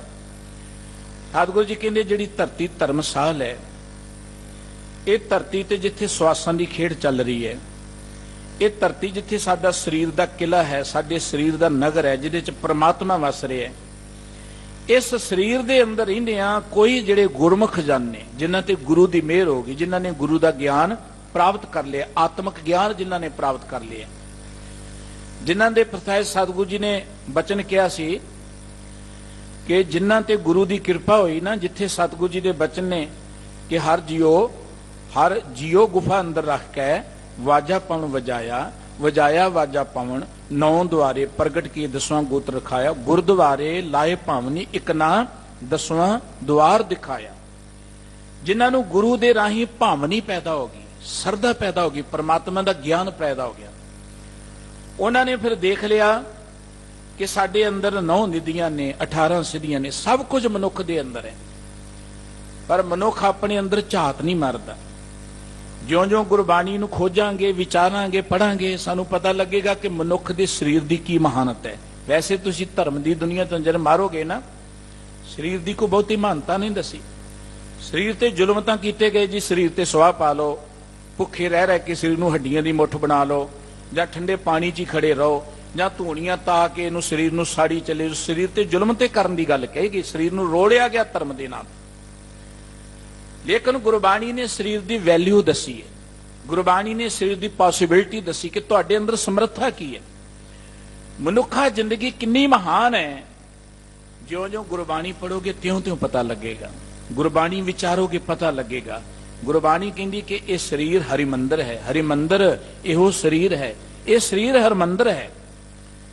ਇਹ ਗੁਰੂ ਗ੍ਰੰਥ ਸਾਹਿਬ ਜੀ ਦੇ ਬਚਨ ਕਿ ਸਰੀਰ ਇੱਕ ਕਿਲਾ ਹੈ ਜਿਹਦੇ ਅੰਦਰ ਪ੍ਰਮਾਤਮਾ ਰਹਿ ਰਿਹਾ ਹੈ, ਗੁਫਾ ਦੇ ਅੰਦਰ ਹੈ ਪ੍ਰਮਾਤਮਾ। ਆਪਾਂ ਗੁਰਬਾਣੀ ਪੜ੍ਹ ਕੇ ਇਸ ਸਰੀਰ ਦੀ ਖੋਜ ਕਰਨੀ ਹੈ। ਗੁਰਬਾਣੀ ਦੇ ਨਾਂ ਤੇ ਝਗੜਨਾ ਨਹੀਂ ਹੈ, ਮਾਫ ਕਰਨਾ, ਜਿਹੜੇ ਗੁਰਬਾਣੀ ਦੇ ਨਾਂ ਤੇ ਝਗੜਦੇ ਨੇ ਉਹ ਕੋ ਸਿਆਣੇ ਨਹੀਂ ਗਿਣੇ ਜਾਣੇ। ਗੁਰਬਾਣੀ ਕਹਿੰਦੀ ਖੋਜੀ ਉਪਜੈ ਬਾਦੀ ਬਿਨਸੈ। ਗੁਰਬਾਣੀ ਦੇ ਨਾਂ ਤੇ ਆਪਾਂ ਖੋਜ ਵਾਲੇ ਬੰਨੇ ਲੱਗਣਾ, ਗੁਰਬਾਣੀ ਦੇ ਨਾਂ ਤੇ ਆਪਾਂ ਵਿਚਾਰ ਵਾਲੇ ਬੰਨੇ ਲੱਗਣਾ, ਝਗੜੇ ਵਾਲੇ ਬੰਨੇ ਨਹੀਂ ਲੱਗਣਾ। ਗੁਰਬਾਣੀ ਝਗੜਨ ਦੇ ਲਈ ਨਹੀਂ ਹੈ। ਜ਼ਿਆਦਾਤਰ ਆਪਾਂ ਦੇਖਦੇ ਗੁਰਬਾਣੀ ਦੇ ਨਾਂ ਤੇ ਝਗੜਾ ਚੱਲ ਰਿਹਾ। ਗੁਰਬਾਣੀ ਕਹਿੰਦੀ ਜਿਹੜਾ ਖੋਜੇਗਾ ਨਾ ਉੱਚਾ ਉੱਠ ਜਾਏਗਾ। ਸਾਨੂੰ ਸਾਡੇ ਸਤਿਗੁਰੂ ਜੀ ਨੇ ਏਡਾ ਵੱਡਾ ਖਜ਼ਾਨਾ ਦਿੱਤਾ ਹੈ, ਇੰਨਾ ਮਹਾਨ ਭੰਡਾਰ ਦਿੱਤਾ ਹੈ ਗੁਰਬਾਣੀ ਦਾ। ਆਪਾਂ ਖੋਜਣ ਵਾਲੇ ਬੰਨੇ ਲੱਗੀਏ। ਗੁਰਸਿੱਖੋ ਲੋੜ ਹੈ ਖੋਜਣ ਦੀ ਗੁਰਬਾਣੀ ਨੂੰ। ਗੁਰਬਾਣੀ ਨੂੰ ਨਾ ਖੋਜਦੇ ਆ, ਜਿਹੜੇ ਜੋਗ ਮਤ ਦੇ ਨਾਲ ਰਿਲੇਟਡ ਗੱਲਾਂ ਆਈਆਂ, ਕਈ ਜੋਗ ਮਤ ਦੀ ਅਰਥ ਕਰੀ ਚਲੇ ਜਾਂਦੇ ਨੇ ਜੀ। ਇੱਥੇ ਗੰਗਾ ਰਹਿ ਰਹੀ ਹੈ, ਇੱਥੇ ਜਮਨਾ ਰਹਿ ਰਹੀ ਹੈ, ਇੱਥੇ ਜੇ ਸਾਡਾ 10ਵਾਂ ਦੁਆਰ ਹੈ। ਉਹ ਜੋਗ ਮਤ ਦੇ ਅਰਥ ਸਾਨੂੰ ਸੁਣਾਈ ਜਾਂਦੇ, ਕਿਉਂਕਿ ਆਪਾਂ ਗੁਰਬਾਣੀ ਪੜ੍ਹਦੇ ਨਹੀਂ ਨਾ, ਅਸੀਂ ਸੁਣ ਕੇ ਜ਼ਿਆਦਾ ਯਕੀਨ ਕਰਦੇ, ਗੁਰਬਾਣੀ ਨਹੀਂ ਪੜ੍ਹਦੇ। ਸੁਣੋ ਉਹਨਾਂ ਨੂੰ ਵੀ ਨਾਲ, ਫਿਰ ਗੁਰੂ ਗ੍ਰੰਥ ਸਾਹਿਬ ਜੀ ਦੇ ਨਾਲ ਗੱਲਬਾਤ ਕਰਿਆ ਕਰੋ। ਗੁਰੂ ਗ੍ਰੰਥ ਸਾਹਿਬ ਜੀ ਤਾਂ ਕਹਿੰਦੇ ਨੇ ਕਿ ਆਪਾਂ ਗੁਰੂ ਦੇ ਸ਼ਬਦ ਦੇ ਰਾਹੀਂ ਉਹ ਦਰਵਾਜ਼ਾ ਖੋਲਣਾ। ਕਿਤੇ ਉਹਨਾਂ ਨੇ ਕਿਹਾ ਕਿ ਅੱਖਾਂ ਮੀਟ ਕੇ ਬੈਠੋ, ਕਿਤੇ ਉਹਨਾਂ ਨੇ ਕਿਹਾ ਕਿ ਤੁਸੀਂ ਇਦਾਂ ਸਮਾਧੀ ਲਾਓ। सतगुरु जी कहते जेडे गुरमुख जन ने उन्होंने की किया, पंखी पंच उडर नहीं धावै। उन्होंने अपने अंदर जेडे पंज पंछी ने, पंज इंद्रे ने, उन्होंने काबू कर लिया। वो उडते नहीं गुरमुखां दे, भाव उन्होंने इंद्रे जेडे ने फिर भटकते नहीं, अखां कन नक ये भटकते नहीं है, वो फिर अंदर टिक जाते हैं। सफलियो बिरख अमृत फल पावै। वो गुरु के ज्ञान दे राही अपने अंदरों सफलियो बिरख, सफलियो बिरख दे एक सफल बिरख है परमात्मा। परमात्मा दे प्यार जुड़ोगे तुहानू हर चीज मिल जाएगी। परमात्मा दे प्यार च देखो, परमात्मा नू पाउणा ते बहुत वड्डी गल है, जिन्हों मिल गया वो वडभागी है। पर परमात्मा नाल तुसी प्यार ही करना शुरू कर दिओ, दे प्यार चों तुहानू बहुत कुछ मिल जाएगा। परमात्मा नाल प्यार करना शुरू कर दिओ, परमात्मा दे नाम नाल तुसी प्यार करोगे। साहब जी कहंदे परमात्मा एक सफल बृख है, उहदे विचों तुहानू अमृत फल दी प्राप्ति होएगी। गुरमुख सहज रवे गुण गावे, हर रस चोग चुगाएंदा। गुरु दे ज्ञान राही जो जागृत मनुख, जिन्हें अपने मन नू गुरु के शब्द राही जागृत कर लिया है, वो सहज दर्थ है आत्म ज्ञान, सहज दर्थ है आत्म स्वरूप की जिन्होंने लखता हो गई है। सहज दर्थ जिसे जाके मन ऐन अंडोल अपने स्वै स्वरूप विच अपने सुभाव च टिक गया है, सुभाव च टिक गया है। सहज दर्थ जिहड़ा नाल पैदा होया सुभाव है, इहदे विच जाके फिर परमात्मा दे गुण गाउंदा है, परमात्मा दी कीर्ति करदा है। हर रस चोग चुगाएंदा। ते सतगुरु जी कहंदे वो फिर अपने इन्हां पंछियां नूं, आ जिहड़े पहलां बाहर भज्जे फिरदे ने, अखां कान नक जो भी है, इन्हां नूं फिर अपने अंदरों वाहिगुरु जी दे नाम दा चोगा चगाउंदा है। वो बाहर नहीं जांदे, वो अंदर ही तृप्त हो जांदे ने। अखां रज जांदियां ने नाम नाल जुड़ के, कान रज जांदे ने वाहिगुरु जी दे नाम नूं सुन के। फिर झिलमिल झिलकै चंद न तारा। सतगुरु साहिब जी कह रहे ने कि इत्थे पहुंच के जदों को आत्म ज्ञान नूं प्राप्त हो जांदा है, जां आत्म स्वरूप विच टिक जांदा है, जदों अपने स्वै सुभाव विच लिवलीन हो जांदा है ना, इत्थे पहुंच के झिलमिल झिलकै चंद न तारा। उहदे अंदर एक चानण हुंदा है, ज्ञान हुंदा है, झलकारा वजदा है। ਉਹ ਜਿਹੜਾ ਚਾਨਣ ਹੈ ਨਾ, ਉਹਦੇ ਬਰਾਬਰ ਦਾ ਕੋਈ ਚੰਦਰਮਾ ਨਹੀਂ ਹੈ, ਉਹਦੇ ਬਰਾਬਰ ਦਾ ਕੋਈ ਸੂਰਜ ਨਹੀਂ ਹੈ, ਉਹਦੇ ਬਰਾਬਰ ਦਾ ਕੋਈ ਤਾਰਾ ਨਹੀਂ। ਦੁਨੀਆ ਦੇ ਕਿਸੇ ਚਾਨਣ ਦੇ ਨਾਲ ਉਹਨੂੰ ਤੁਲਨਾ ਨਹੀਂ ਦਿੱਤੀ ਜਾ ਸਕਦੀ। ਇਹ ਬਾਹਰਲਾ ਚਾਨਣ ਤੇ ਥੋੜਾ ਹੈ। ਬਾਹਰਲਾ ਚਾਨਣ ਜਿੰਨਾ ਮਰਜ਼ੀ ਹੋ ਜੇ, ਗੁਰਬਾਣੀ ਨੇ ਕਿਹਾ ਸੀ ਜੇ ਸੋ ਚੰਦਾ ਉਗਵੇ ਸੂਰ ਚੜੇ ਹਜ਼ਾਰ, ਇੱਥੇ ਚਾਨਣ ਹੁੰਦੇ ਆ ਗੁਰਬਿਨ ਘੋਰ ਅੰਧਾਰ। ਇਹ ਸੂਰਜ ਦੇ ਨਾਲ ਸਾਡੇ ਅੰਦਰ ਚਾਨਣ ਨਹੀਂ ਹੋਣਾ, ਇਹ ਤਾਂ ਬਾਹਰਲਾ ਚਾਨਣ ਹੈ। ਜਦੋਂ ਗੁਰੂ ਕੇ ਗਿਆਨ ਰਾਹੀਂ ਮਨ ਨੂੰ ਵਾਹਿਗੁਰੂ ਜੀ ਦੇ ਪਿਆਰ 'ਚ ਜੋੜ ਲਵਾਂਗੇ, ਸਹਿ ਸਰੂਪ ਵਿੱਚ ਆਪਾਂ ਲਿਵਲੀਨ ਹੋ ਜਾਵਾਂਗੇ, ਫਿਰ ਝਿਲਮਿਲ ਝਿਲਕੇ ਚੰਦ ਨਾ ਤਾਰਾ। ਅੰਦਰ ਫਿਰ ਇੱਕ ਚਮਤਕਾਰ, ਅੰਦਰ ਇੱਕ ਝਲਕਾਰਾ ਵੱਜੇਗਾ ਜਿਹਦੀ ਬਰਾਬਰਤਾ ਕੋਈ ਚੰਦਰਮਾ ਕੋਈ ਤਾਰਾ ਨਹੀਂ ਕਰ ਸਕੇਗਾ। ਸੂਰਜ ਕਿਰਨ ਨਾ ਬਿਜਲ ਗੈਣਹਾਰਾ, ਕੋਈ ਸੂਰਜ ਉਹਦੀ ਬਰਾਬਰਤਾ ਨਹੀਂ ਕਰ ਸਕੇਗਾ। ਬੱਦਲ ਦੀ ਬਿਜਲੀ ਬੜੀ ਜ਼ਬਰਦਸਤ ਗਿਣੀ ਜਾਂਦੀ ਹੈ, ਉਹ ਬੱਦਲ ਦੀ ਬਿਜਲੀ ਉਹਦੀ ਬਰਾਬਰਤਾ ਨਹੀਂ ਕਰ ਸਕੇਗੀ। ਸਾਹਿਬ ਜੀ ਕਹਿੰਦੇ ਅਕਥੀ ਕਥੋਂ ਚਿਹਨ ਨਹੀਂ ਕੋਈ, ਪੂਰ ਰਿਆ ਮਨ ਭਾਏਂਦਾ। ਸਾਹਿਬ ਕਹਿੰਦੇ ਉਹ ਜੋ ਅਵਸਥਾ ਹੈ, ਉਹ ਜੋ ਪ੍ਰਗਾਸ ਹੈ, ਉਹ ਜੋ ਆਨੰਦ ਹੈ ਨਾ, ਉਹ ਅਕਥ ਹੈ, ਉਹਨੂੰ ਆਪਾਂ ਬਿਆਨ ਨਹੀਂ ਕਰ ਸਕਦੇ। ਉਹ ਵਾਹਿਗੁਰੂ ਜੀ ਸਾਰੇ ਥਾਵਾਂ ਤੇ ਵਿਆਪਕ ਫਿਰ ਨਜ਼ਰ ਆ ਜਾਂਦਾ ਹੈ। ਉਹ ਵਾਹਿਗੁਰੂ ਜੀ ਮਨ ਨੂੰ ਫਿਰ ਚੰਗਾ ਲੱਗਦਾ ਹੈ। ਸਤਿਗੁਰੂ ਜੀ ਦਾ ਇਹ ਪਾਵਨ ਸ਼ਬਦ ਦੇ 8 ਬੰਦ ਆਪ ਜੀ ਦੇ ਨਾਲ ਵਿਚਾਰੇ ਨੇ। ਸਤਿਗੁਰੂ ਜੀ ਨੇ ਸਰੀਰ ਨੂੰ ਇੱਕ ਕਿਲਾ ਕਹਿ ਕੇ, ਨਗਰ ਕਹਿ ਕੇ, ਇਸ ਅੰਦਰ ਗੁਫਾ ਦੱਸ ਕੇ, ਉਸ ਗੁਫਾ ਵਿੱਚ ਵਾਹਿਗੁਰੂ ਜੀ ਨੂੰ ਵਸਦੇ ਦੱਸਿਆ। ਨਾਲ ਸਾਨੂੰ ਗਿਆਨ ਦਿੱਤਾ ਹੈ ਕਿ ਉਸ ਗੁਫਾ ਦੇ ਦਰਵਾਜ਼ੇ ਖੁੱਲਣੇ ਗੁਰੂ ਕੇ ਸ਼ਬਦ ਦੇ ਰਾਹੀਂ। ਗੁਰੂ ਕੇ ਸ਼ਬਦ ਰਾਹੀਂ ਜਦੋਂ ਆਪਾਂ ਆਪਣੇ ਅੰਦਰੋਂ ਪ੍ਰਮਾਤਮਾ ਨੂੰ ਲੱਭ ਲਵਾਂਗੇ, ਫਿਰ ਸਾਨੂੰ ਸਾਰੀ ਧਰਤੀ ਧਰਮਸਾਲ ਨਜ਼ਰ ਆਏਗੀ ਕਿ ਸਾਰੀ ਧਰਤੀ ਤੇ ਪ੍ਰਮਾਤਮਾ ਰਵਿਆ ਹੈ। ਫਿਰ ਨਜ਼ਰ ਆਏਗਾ ਕਿ ਸਾਰੇ ਥਾਵਾਂ ਤੇ ਪ੍ਰਮਾਤਮਾ ਦੀ ਪੂਜਾ ਹੋ ਰਹੀ ਹੈ। ਇਹ ਬਨਸਪਤੀ ਪ੍ਰਮਾਤਮਾ ਦੀ ਸੇਵਾ ਕਰ ਰਹੀ ਹੈ। ਇਹ ਸੰਦਰਮਾ ਸੂਰ ਸਾਰੇ ਪ੍ਰਮਾਤਮਾ ਦੀ ਭਗਤੀ ਕਰ ਰਹੇ ਨੇ। ਹਰ ਕੋਈ ਰੱਬ ਦੀ ਬੰਦਗੀ ਜੁੜਿਆ ਹੈ। ਇਸ ਅਵਸਥਾ ਤੇ ਪਹੁੰਚ ਕੇ ਮਨੁੱਖ ਦੇ ਗਿਆਨ ਕਰਮ ਇੰਦਰੀ ਜਦੋਂ ਅੰਦਰ ਟਿਕ ਜਾਂਦੇ ਨੇ, ਆਤਮ ਰਸ ਨੂੰ ਮਾਣਦੇ ਨੇ। ਸਾਹਿਬ ਜੀ ਕਹਿੰਦੇ ਅੰਦਰ ਇੱਕ ਚਾਨਣ ਹੁੰਦਾ ਹੈ, ਅੰਦਰ ਇੱਕ ਲਾਈਟ ਹੁੰਦੀ ਹੈ, ਜਾਂ ਪ੍ਰਗਾਸ ਹੁੰਦਾ ਹੈ, ਜਿਸ ਦੀ ਬਰਾਬਰਤਾ ਆਪਾਂ ਦੁਨੀਆ ਦੇ ਕਿਸੇ ਚਾਨਣ ਨਾਲ ਨਹੀਂ ਕਰ ਸਕਦੇ। ਸਤਿਗੁਰੂ ਸੱਚੇ ਪਾਤਸ਼ਾਹ ਜੀ ਮਿਹਰ ਕਰਨ, ਗੁਰੂ ਕੀ ਬਾਣੀ ਦੇ ਇਹ ਗੋਹਜ ਅਰਥ ਸਾਡੇ ਹਿਰਦੇ 'ਚ ਵਸ ਜਾਣ, ਅਸੀਂ ਵੀ ਗੁਰੂ ਦਰਸਾਏ ਮਾਰਗ ਤੇ ਚੱਲ ਕੇ ਜ਼ਿੰਦਗੀ ਦਾ ਲਾਹਾ ਮਾਣ ਸਕੀਏ। ਇੰਨੀਆਂ ਬੇਨਤੀਆਂ ਪ੍ਰਵਾਨ ਕਰਨੀਆਂ। ਭੁੱਲ ਚੁੱਕ ਦੀ ਖਿਮਾ। ਆਪ ਜੀ ਪਿਆਰ ਦੇ ਨਾਲ ਅਗਲਾ ਪ੍ਰੋਗਰਾਮ ਸਰਵ ਕਰੋ ਜੀ। ਪਿਆਰ ਸਾਹਿਤ ਫਤਿਹ। ਸਤਿਗੁਰੂ ਸੱਚੇ ਪਾਤਸ਼ਾਹ ਜੀ ਨੇ ਸਾਨੂੰ ਜੋ ਇਹ ਗਿਆਨ ਦਿੱਤਾ ਹੈ ਕਿ ਜੋ ਸਾਡੇ ਅੰਦਰ ਜਿਹੜਾ ਆਤਮ ਪ੍ਰਗਾਸ ਹੈ, ਸਾਡੇ ਅੰਦਰ ਜਿਹੜੀ ਉਹ ਸੋਝੀ ਹੈ, ਇਹ ਆਪਾਂ ਗੁਰੂ ਕੇ ਸ਼ਬਦ ਨਾਲ ਜੁੜ ਕੇ ਹੀ ਇਸ ਨੂੰ ਪ੍ਰਾਪਤ ਕਰ ਸਕਦੇ ਹਾਂ। ਸੋ ਸਤਿਗੁਰੂ ਸੱਚੇ ਪਾਤਸ਼ਾਹ ਜੀ ਕਹਿੰਦੇ ਇੱਥੇ ਪਹੁੰਚ ਕੇ ਝਿਲ ਮਿਲ ਚੱਲ ਕੇ ਚੰਦ ਨਾ ਤਾਰਾ। ਮਨੁੱਖ ਦੇ ਅੰਦਰ ਜੋ ਉਹ ਚਾਨਣ ਹੁੰਦਾ ਹੈ, ਜੋ ਸੋਝੀ ਹੁੰਦੀ ਹੈ, ਕੋਈ ਚੰਦਰਮਾ ਕੋਈ ਸੂਰਜ ਜਿਹੜਾ ਉਹਦੀ ਬਰਾਬਰਤਾ ਨਹੀਂ ਕਰ ਸਕਦਾ। ਸੂਰਜ ਕਿਰਨ ਨਾ ਬਿਜਲ ਗਏ ਨਾਰਾ, ਕੋਈ ਸੂਰਜ ਦੀ ਕਿਰਨ ਉੱਥੇ ਪਹੁੰਚਦੀ ਨਹੀਂ ਹੈ, ਕੋਈ ਬਿਜਲੀ ਦੀ ਚਮਕ ਜਿਹੜੀ ਉੱਥੇ ਪਹੁੰਚ ਨਹੀਂ ਸਕਦੀ। ਅਕਥੀ ਕਥੋਂ ਚਿਹਨ ਨਹੀਂ ਕੋਈ। ਗੁਰਦੇਵ ਕਹਿੰਦੇ ਉਹ ਅਵਸਥਾ ਜਿਹੜੀ ਅਕਥ ਹੈ, ਉਸ ਅਵਸਥਾ ਨੂੰ ਬਿਆਨ ਨਹੀਂ ਕੀਤਾ ਜਾ ਸਕਦਾ। ਸਾਹਿਬ ਸ੍ਰੀ ਗੁਰੂ ਗ੍ਰੰਥ ਸਾਹਿਬ ਜੀ ਦਾ ਬਚਨ ਹੈ, ਕਹੋ ਕਬੀਰ ਗੂੰਗੇ ਗੁੜ ਖਾਇਆ ਪੁੱਛੇ ਕਹਿਣ ਨਾ ਜਾਈ। ਜਿਵੇਂ ਗੂੰਗਾ ਗੁੜ ਖਾ ਲੇ ਨਾ, ਉਹਦਾ ਸਵਾਦ ਨਹੀਂ ਬਿਆਨ ਕਰ ਸਕਦਾ। ਜਦੋਂ ਅੰਦਰੋਂ ਪ੍ਰਗਾਸ ਪ੍ਰਾਪਤ ਹੁੰਦਾ ਹੈ, ਜੋ ਅੰਦਰੋਂ ਸੁੱਖ ਮਿਲਦਾ ਹੈ, ਜੋ ਆਨੰਦ ਮਿਲਦਾ ਹੈ, ਜੋ ਪ੍ਰਭੂ ਦੇ ਦਰਸ਼ਨ ਦੀਦਾਰ ਦਾ ਸੁੱਖ ਮਿਲਦਾ ਹੈ, ਉਸ ਦਰਸ਼ਨ ਦੀਦਾਰ ਦੇ ਸੁੱਖ ਨੂੰ ਆਪਾਂ ਬਿਆਨ ਨਹੀਂ ਕਰ ਸਕਦੇ। ਸਤਿਗੁਰੂ ਸੱਚੇ ਪਾਤਸ਼ਾਹ ਜੀ ਨੇ ਇਹ ਗੱਲ ਕਹੀ ਹੈ ਕਿ ਉਹ ਪਰਮਾਤਮਾ ਜਿਹੜਾ ਹੈ, ਉਹਦੇ ਜਦੋਂ ਕੋਈ ਲਿਵਲੀਨ ਹੋ ਜਾਏ, ਬਾਬਾ ਕਬੀਰ ਸਾਹਿਬ ਜੀ ਦਾ ਜਿਵੇਂ ਬਚਨ ਹੈ ਕਿ ਚਰਨ ਕਮਲ ਕੀ ਮੌਜ ਕੋ ਕਹੋ ਕੈਸੇ ਅਨੁਮਾਨ, ਕਹਿਬੇ ਕੋ ਸ਼ੋਭਾ ਨਹੀਂ ਦੇਖਾ ਹੀ ਪ੍ਰਵਾਨ। ਸੋ ਉਸ ਅਵਸਥਾ ਨੂੰ ਤੇ ਦੇਖਿਆ ਪਤਾ ਲੱਗਦਾ ਕਿ ਉਹ ਅਵਸਥਾ ਕਿਹੋ ਜੀ ਹੈ। ਸੋ ਸਤਿਗੁਰੂ ਸੱਚੇ ਪਾਤਸ਼ਾਹ ਜੀ ਨੇ ਅੱਜ ਦੇ ਇਸ ਮੁਖਵਾਕ ਦੇ ਰਾਹੀਂ ਸਾਡੇ ਸਰੀਰ ਦੇ ਅੰਦਰ ਜੋ ਉਹ ਪਰਮ ਪਿਤਾ ਪਰਮਾਤਮਾ ਵਸਿਆ ਹੋਇਆ ਹੈ, ਉਸ ਦਾ ਗਿਆਨ, ਉਸ ਦੀ ਸੋਝੀ ਦਿੰਦੇ ਆ। ਸਾਨੂੰ ਗੁਰੂ ਕੇ ਸ਼ਬਦ ਦੇ ਰਾਹੀਂ ਉਸ ਪਰਮ ਪਿਤਾ ਵਾਹਿਗੁਰੂ ਜੀ ਦੇ ਪਿਆਰ ਵਿੱਚ ਜੁੜਨ ਦੀ ਪ੍ਰੇਰਣਾ ਕੀਤੀ ਹੈ, ਤਾਂ ਕਿ ਅਸੀਂ ਵੀ ਜ਼ਿੰਦਗੀ ਦਾ ਰਸ, ਜ਼ਿੰਦਗੀ ਦਾ ਆਨੰਦ ਮਾਣ ਸਕੀਏ। ਇੰਨੀਆਂ ਬੇਨਤੀਆਂ ਪ੍ਰਵਾਨ ਕਰਨੀਆਂ, ਭੁੱਲ ਚੁੱਕ ਦੀ ਖਿਮਾ। ਸਤਿਗੁਰੂ ਸਾਰਿਆਂ ਨੂੰ ਆਪਣੇ ਦਰੋਂ ਕਰੋ ਨਾਮ ਬਾਣੀ ਦਾ ਪਿਆਰ ਬਖਸ਼ ਕੇ ਕਿਰਤਾਰਥ ਕਰਨ ਜੀ। ਪਿਆਰ ਸਹਿਤ ਫਤਿਹ ਬੁਲਾਓ। ਵਾਹਿਗੁਰੂ ਜੀ ਕਾ ਖਾਲਸਾ, ਵਾਹਿਗੁਰੂ ਜੀ ਕੀ ਫਤਿਹ।